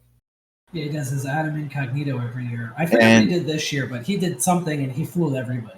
And I obviously think one person found it. yeah, and obviously at San Diego Comic Con we had those years where during the high of Breaking Bad, uh David Cranston was walking the floor with a mask of himself, Yes. which was funny because he showed up to the panel and then he removed the mask and it was him. So it was Andrew funny as a Garfield also showed up one time dressed as Spider-Man, Spider and no Man. one knew Yeah, that it was Andrew yeah, Garfield. because he was walking around. But yeah, I love those kind of things. But yeah, I'm glad that it's coming back again because it's yes. been a while since we've seen it. Like I said, since probably 2017 was I think the last time we saw it, and I'm so glad it's coming back again. But yeah, we have that, and yeah, we have some announcements. Mostly trailer releases for stuff that we knew. We got a trailer for Pilgrim Takes Off. The last few ones were teasers. This was a full-on trailer. I love the fact that they used the Mortal Kombat music for Yes. this, and yeah, just showcasing that the whole cast from the movie is back. But the animation looks amazing, and it looks like they are mostly taken from the books, which is good because the movie was happening as the seven book was still didn't come out, so they had to do, and obviously since the movie comes out has to be filmed way before it comes out. Obviously, they halfway through they had to do their own thing rather than following the whole series. So I'm glad that it looks like they're gonna follow the series in this time. Probably they're gonna add a couple stuff here and there, maybe, but yeah, it will be Yeah, I interesting to think there's see. definitely some things they're gonna have to take liberties on for sure. Yeah, we got a trailer for uh Monarch Legacy of Monsters, which is a spin-off series from the MonsterVerse, Godzilla vs Kong, Godzilla King of Monsters, Godzilla Kong Skull Island. The trailer was really good. This is starring father and son duo Russell and Wyatt, Kurt and Russell Wyatt. I mean, Kurt and Wyatt Russell. There you go. They're playing the same character just in different eras, so the show is gonna span a whole bunch of time. It looks like we even gonna be able to see the events of some of these movies from a different point of view. There were some shots on the trailer that looked like we're gonna get new scenes, whether they were film shot for Skull Island but never released, or they were newly shot. I don't know, but we see John Goodman from the Skull Island era, which I remember the movie and I don't remember seeing those scenes. So, and that movie is set in the 60s, so the beginning forming of Monarch. And then we see some other shots on the trailer. It looks like Godzilla, the scenes from Godzilla, the original Godzilla movie when he's in San Francisco destroying everything. In fact, there is a shot in the trailer that you can see the bridge where he the Golden Gate Bridge that in the movie he pretty much destroys. So we see that and some new stuff as well. We're gonna see new monsters, and apparently Godzilla is gonna be involved even more because there are some shots as well on the trailer that Big G is in other locations that I never seen him in the other movies. So it will be interesting to see that. But I'm yeah, just excited we're finally getting King Ghidorah because I think that was kind of like, or it's speculated because that's what people think it was. This one of the shadows in the trailer, so that would make me so excited. yeah. What else? We got trailers for. I know I saw a couple more trailers. Let me just double check on my stuff because I missed noting the trailers. We got the final trailer for Scott Pilgrim. It's anime. It's going to be on Netflix. Oh yeah, I talked about that one. The Walking Dead. Oh yeah. Apparently, people are still watching that. So they What announced. Yeah, they is announced that? two things for The Walking Dead. So right now there's Daryl series, which is following Daryl in France. I've been hearing good reviews about it, especially from people that were like, "Oh no, I dropped out of The Walking Dead a long time ago." and just picked this up because I had to review it. And but seems that they're liking it a lot. So they already announced the second season, and the second season they giving it the name uh, The Walking Dead Daryl, the Book of Carol. So she's coming back. Initially, she was supposed to be co-lead with Norman Reedus, but because of the pandemic and some uh, uh, contracts, no disputes, she has something other stuff happening at the same time. She had The conflicts, yeah. Yeah, conflicts of filming. She wasn't able to return as Carol for this show, so pretty much became the Daryl show. But it looks like her commitments are over, and she will be coming back to season 2. Now the question is, I'm gonna assume this show is not part of the SAG, if that's the case, or is just, or maybe this was all done before the strike. I have no idea. But yeah, they confirmed that, and then they confirmed as well and released a trailer for The Walking Dead, Michonne and Rick. I trying to find the title of the show. It's another long ass show and title like that, and people are making fun already of uh, new Walking Dead shows how they're gonna be named. Like I saw someone saying, "Oh, I guess the next ones are gonna be The Walking Dead, the Book of Carol, the Book of This, Part One." Oh, there you go. The Rick and Michonne spin-off is The Walking Dead, The Ones Who Live. It's gonna be released in February, so I guess they finished that before the strike, and they just had it there waiting, or again, might be a production outside the SAG. Who knows? Uh, Yeah. The other yeah. thing was we got apparently Orphan Black is coming back, and they're doing Orphan Yes. Black Echoes. Yes, this we knew a while ago. Kirsten Reader is the lead on this, so she's gonna be playing multiple versions of herself. And yeah, that one is going to AMC, if I'm not mistaken. I think so. Yeah, that. What else? Yes, it's AMC. Yeah, Monarch Legacy and Monsters. The director of Die Hard 2 is apparently doing a new series of trilogy movies called The Strangers. Huh. They had a short teaser reel thing. It's like a horror. You probably didn't want or care about it because it's a horror trilogy. Yeah. It seems interesting. Interesting. We got the new trailer for Invincible season 2. It will Which be looks released so good on November 3rd. Yeah, it looks so freaking good. Related to Invincible, we got a trailer for Omni-Man in Mortal Kombat, and one of his fatalities is gonna be the train scene from season 1 Yes. when he holds the Invincible against an upcoming train, and because they're both powerful, the train and the people inside are the ones that get destroyed rather than them. Let's see what else. Movie related. Oh yeah, Toei announced the next chapter in the Dragon Ball franchise, Dragon Ball Daima.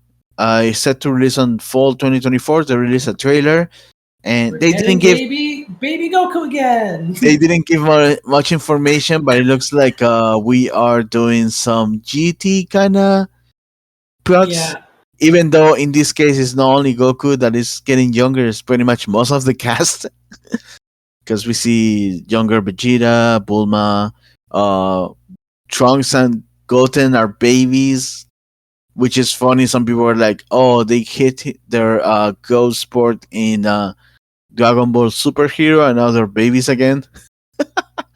I was very confused about the direction, why they went this direction, because like you just said, they got a huge glow up in Super, so I don't know why they're going backwards. But yeah, I don't know. This was but one of everybody's most hated story arcs in GT was when Goku got turned into a kid, because it was so stupid. But the animation looks great, and he's holding against his baton, the one that stretches. so it's very nostalgic for me.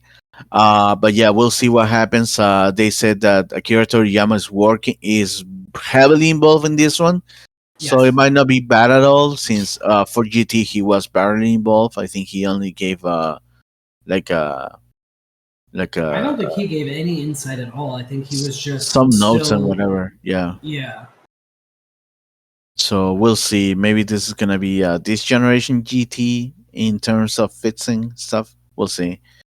Let me see. Other stuff that I have are comic book related. So I'm gonna go quick over them. DC announced that they're gonna revive the Elseworlds branding, which is mostly books set in another universes. Even though we still had books dealing with other universes in the past, they haven't been under one umbrella. We had DC versus Vampires, for example, last year or the year before. Uh, then we got Dark Knights of Steel, which was pretty much the DC universe in a Arthurian kind of environment thing. So DC is they have become popular. So DC, I guess, is gonna be like, oh, let's revive the branding, since for a long time that branding was pretty much for everyone reading comics was like, oh, okay, this is set in another universe. Cool. right, So they're gonna revive the branding in 2024 with 6 new titles. A sequel to The Dark Knights of Steel, which the last issue of the first part pretty much suggested that we will getting a sequel. So this was confirmed. We're getting a sequel to DC versus Vampires and a sequel to Gotham by Gaslight. This is really old. I want to say it came out in the 90s.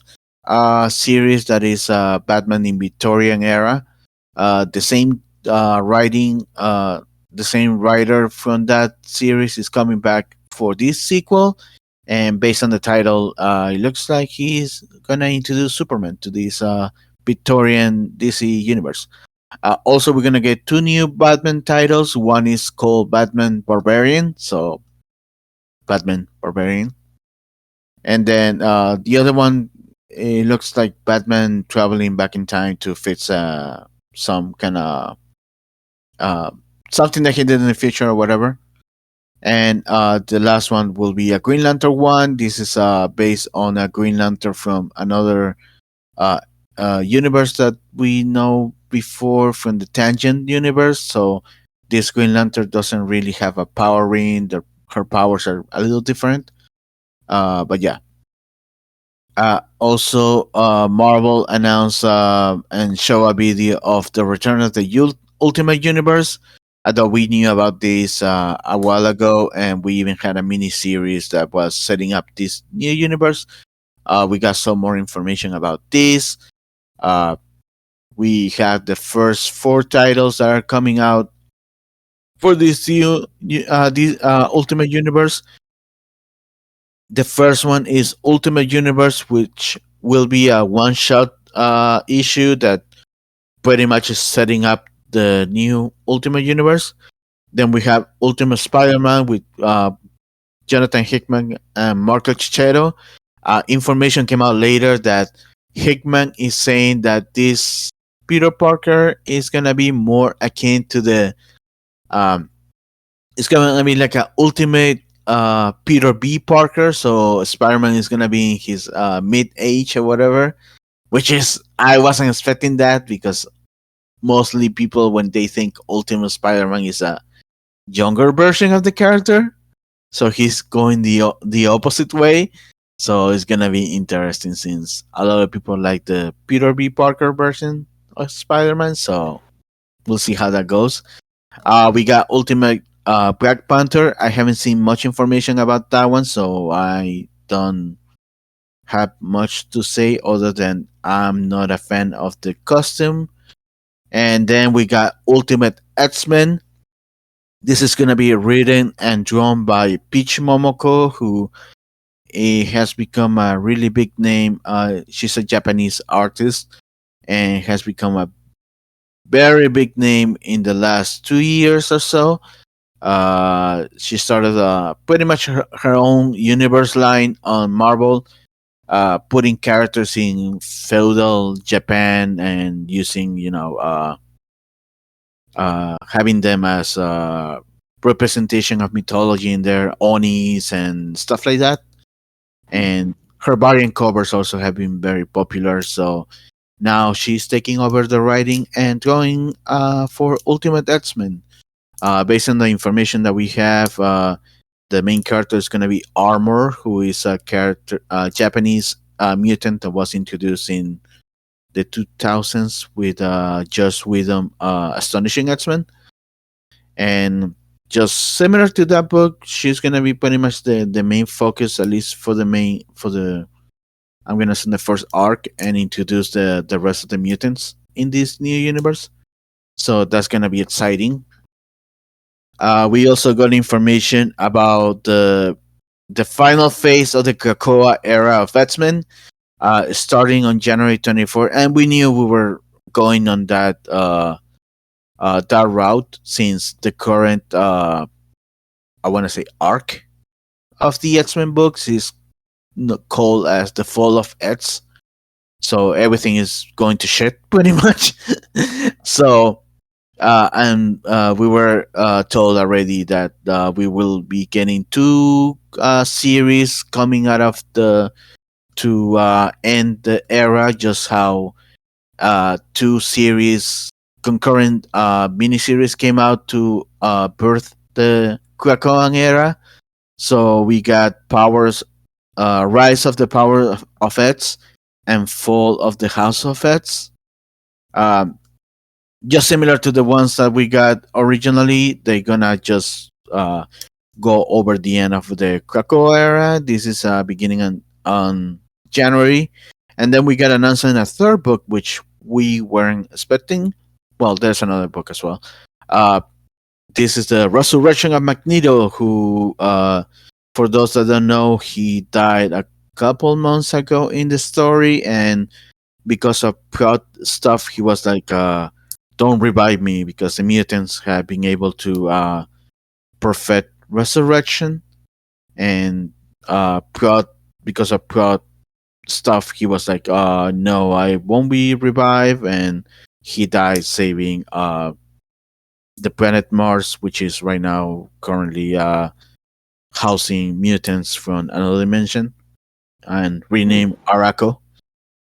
So he's coming back. Whether he's gonna be a good guy or a bad guy, we don't know. The trailer and the information that we were given was implying that maybe it might be going one way or another. We also got information about Sabretooth and Wolverine crossover happening as well in January and February. This is Sabretooth War. Uh, there has been a couple mini series running in the background of all this Krakoa era related to Sabretooth and his place in Krakoa, which is basically his persona non grata.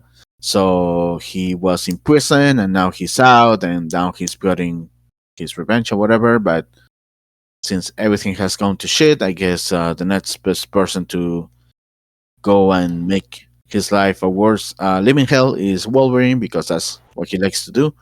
So yeah, in January and February we're gonna get pretty much this Sabretooth war going over the Wolverine books and probably some other stuff that they might reveal later.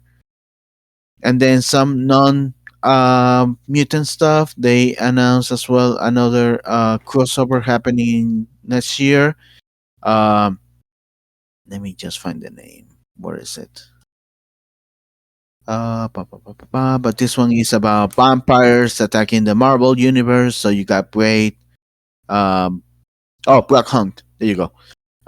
Coming in spring of 2024, and pretty much having Blade rallying the Avengers, some other characters like Doctor Strange, uh, Spider Man, the Miles, at least version is shown on the trailer, and Blade is currently showing up in Miles' book for a little story that probably is gonna set up this. But yeah, it's coming in 2024. It's the Marvel Universe versus vampires, pretty much.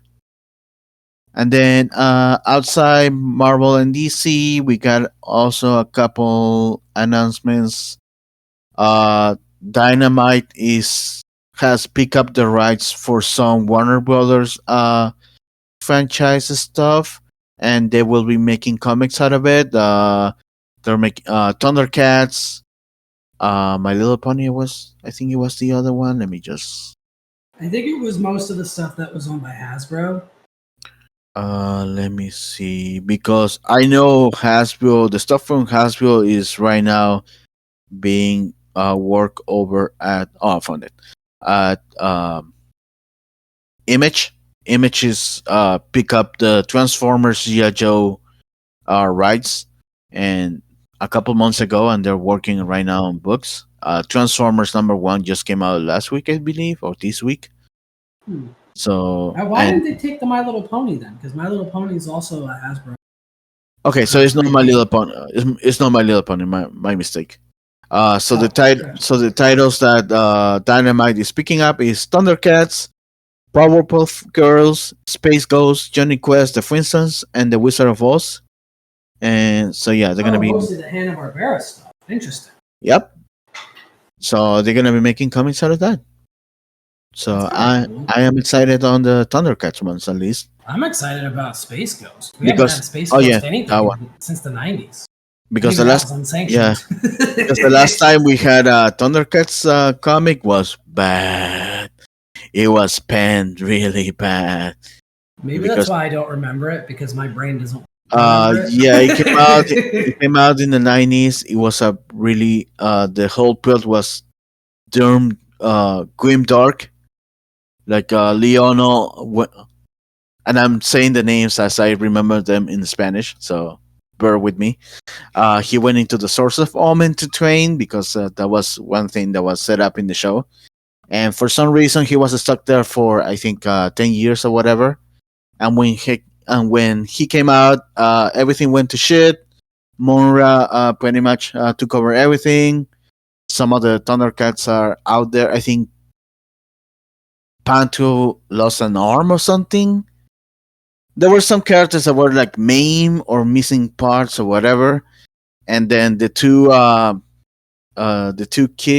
kids, like, were teenagers kind of thing, and obviously the female was strong kind of, in some parts, especially those two Wow. were under Monra's control, or like a slave. So they were like dressed like slaves, and yeah, that was kind of weird. So it was panned for that. Yeah. So hopefully this one is actually an improvement over that. And the other big thing that came out regarding comic books in general was that Jeff Johns is leaving DC Comics. He has been there for over a decade, to the point that he was even part of the movie and TV division. I mean, the whole Ray Fisher Justice League, he accused Jeff Johns of being part of the group that pretty much was against him. So yeah, in the last couple of years, Jeff Johns has been like just out the out of the spotlight. So this week he announced that he's officially leaving DC Comics to form his own company called Ghost Machine. This creator imprint is gonna be working with Image Comics, so it's like an under imprint of Image, and he is being joined by a number of names, big names in the comic book world. Jason Fabok, who was is an artist, and he has worked with Jeff Jones in some other stuff. His art is really good. Gary Frank, who many people know from his work at DC and other stuff, especially his Batman and Robin run when Dick was Batman. Brian Hitch, people know him from the Ultimate line. Francis Manapul, who was a writer and artist for The Flash for a long time, and Peter J. Tomasi, who has been a writer for Superman, the Super Sons, that kind of stuff. Will be joining him as exclusive. So apparently there's a big, massive ship jumping the ship from DC, since most of these guys have been working with DC for a long time. And also there were teases that they're gonna be announcing another big name joining them later in the year. Uh, Based on the information that they drop, they some of these people are working right now in comics, whether it's Marvel, DC. Like Brian Hitch is working on the current Venom book, and Peter J. Tomasi, I think, is working on Spider-Man, if I'm not mistaken. Amazing. It was said that once they finish their assignments with either companies, they will become exclusive to this imprint. Obviously, exclusives until they decide that they don't want to work in that, obviously. But yeah, this is a big thing. And that's pretty much all I have for New York Comic Con. I have a couple more stuff that I forgot that I missed that are not Comic Con related, but I don't know if you have something else New York Comic Con related. New York Comic Con, no. But I have some other stuff that I had forgotten about. That was Okay. Oh yeah, and there's finalized. one more thing from New York Comic Con that's mostly joke news that I saw. Apparently, someone took a dump in the middle of the show floor. Yeah, that happened yesterday. I was so surprised. Based on the information, it looks like it was mostly a dog, like maybe a service dog or whatever, and its owner didn't clean after it, so still shitty. Still, when I saw that, I was like, okay. But yeah, New York Comic Con is still going out today, so anything big or news related that happens today, we'll be talking it about next week. I had three more things that I forgot to talk about on while we were going to the news. The first thing is Apple Plus canceled the after party after 2 seasons. I'm not really mad because, like I said when I was talking about the show, season 2 hasn't hit as big as season 1, and I feel just like Murders in the Building. Maybe this was supposed to be maybe a one thing only or two. So I'm not 100% mad, even though I like the premise of the show. Like I said last season, my favorite episode was the Wes Anderson parody. So, it's okay. I don't want it to keep going and become another only Murders in the Building where the season is like, eh. Yeah, I didn't finish the first season because it wasn't my cup of tea, but I've heard from a lot of people that the third season was garbage. Yeah. There was a bid for the rights of the Halloween franchise, and Miramax beat A24 for it.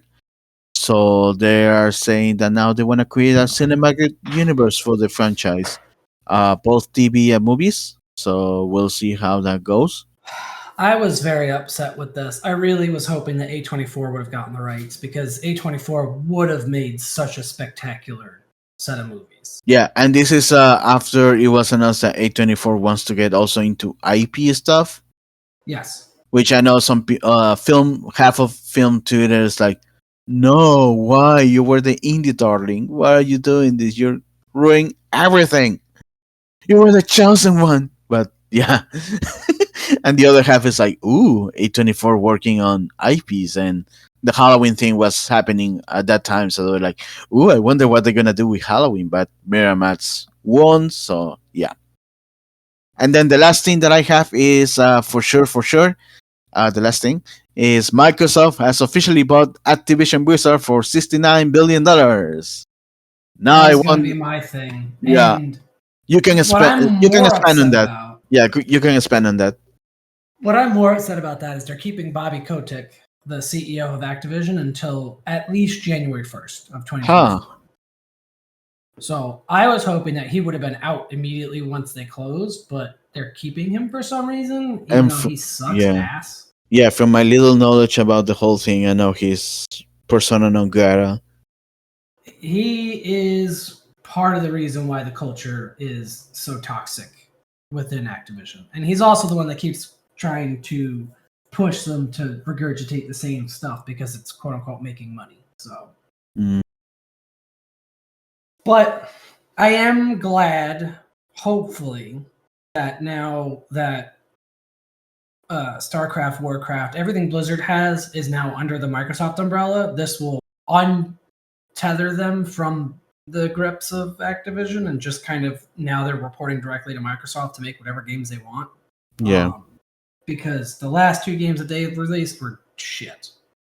Like Overwatch was such a fucking mess, and Diablo 4 is supposedly good, but also a fucking mess. Yeah, Overwatch 2 has so many. Oh, we're gonna do a single story, and nope, it's more Overwatch 1 with a couple less stuff.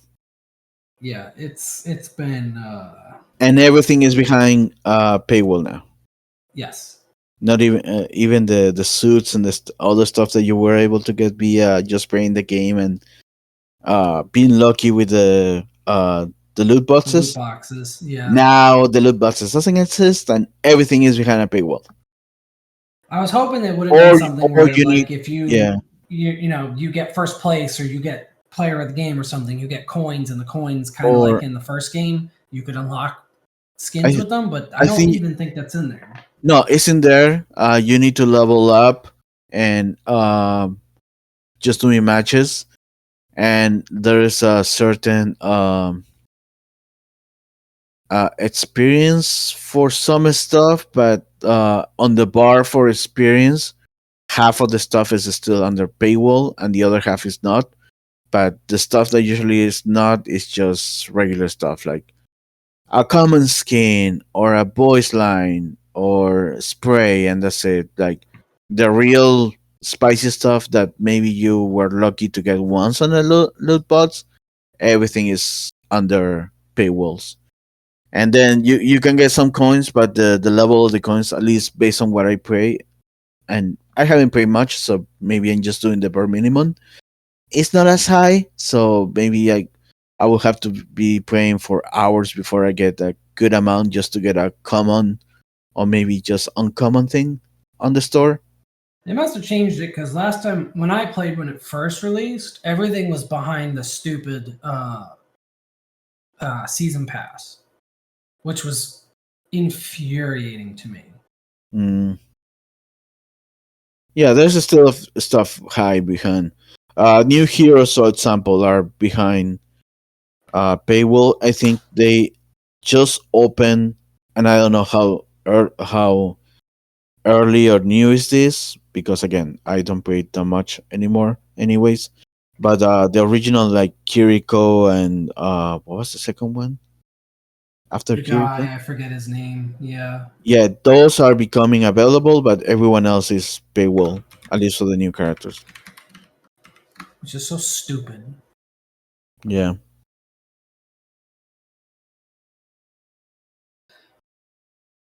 But I have hope. I'm not excited again that Bobby Kotick is being, kept as CEO for now. I don't think that the official closing of the deal is until January 1st. That might be why he's staying on.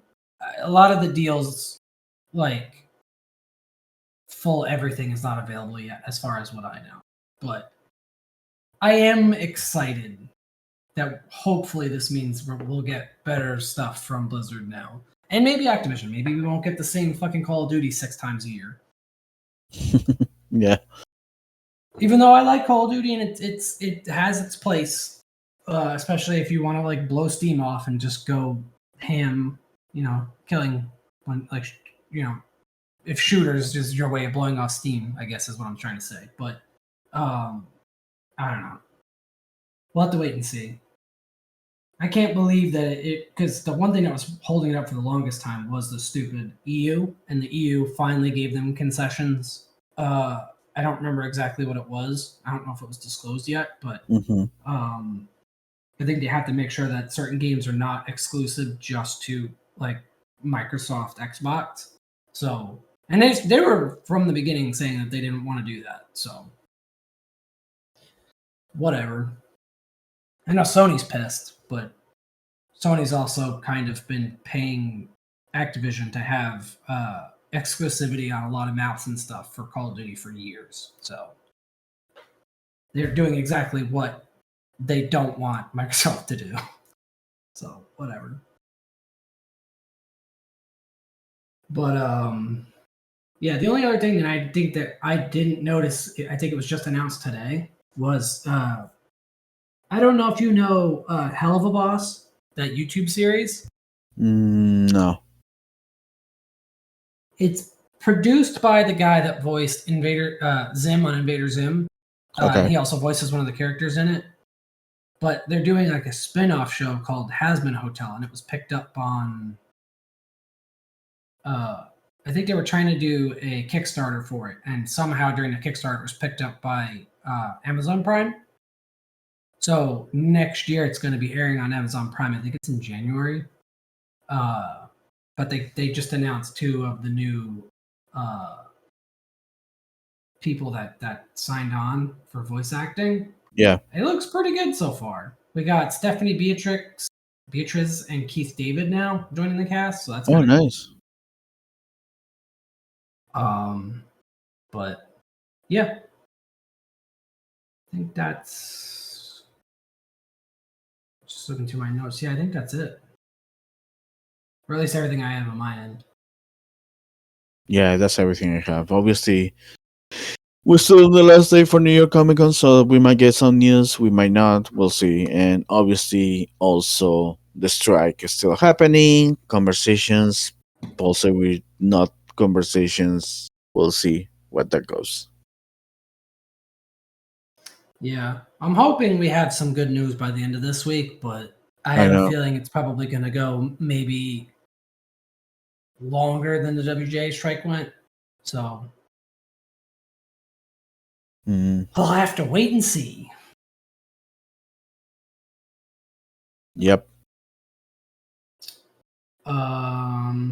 So yeah, I guess that'll do it for this week's episode. We will see you guys in the next episode.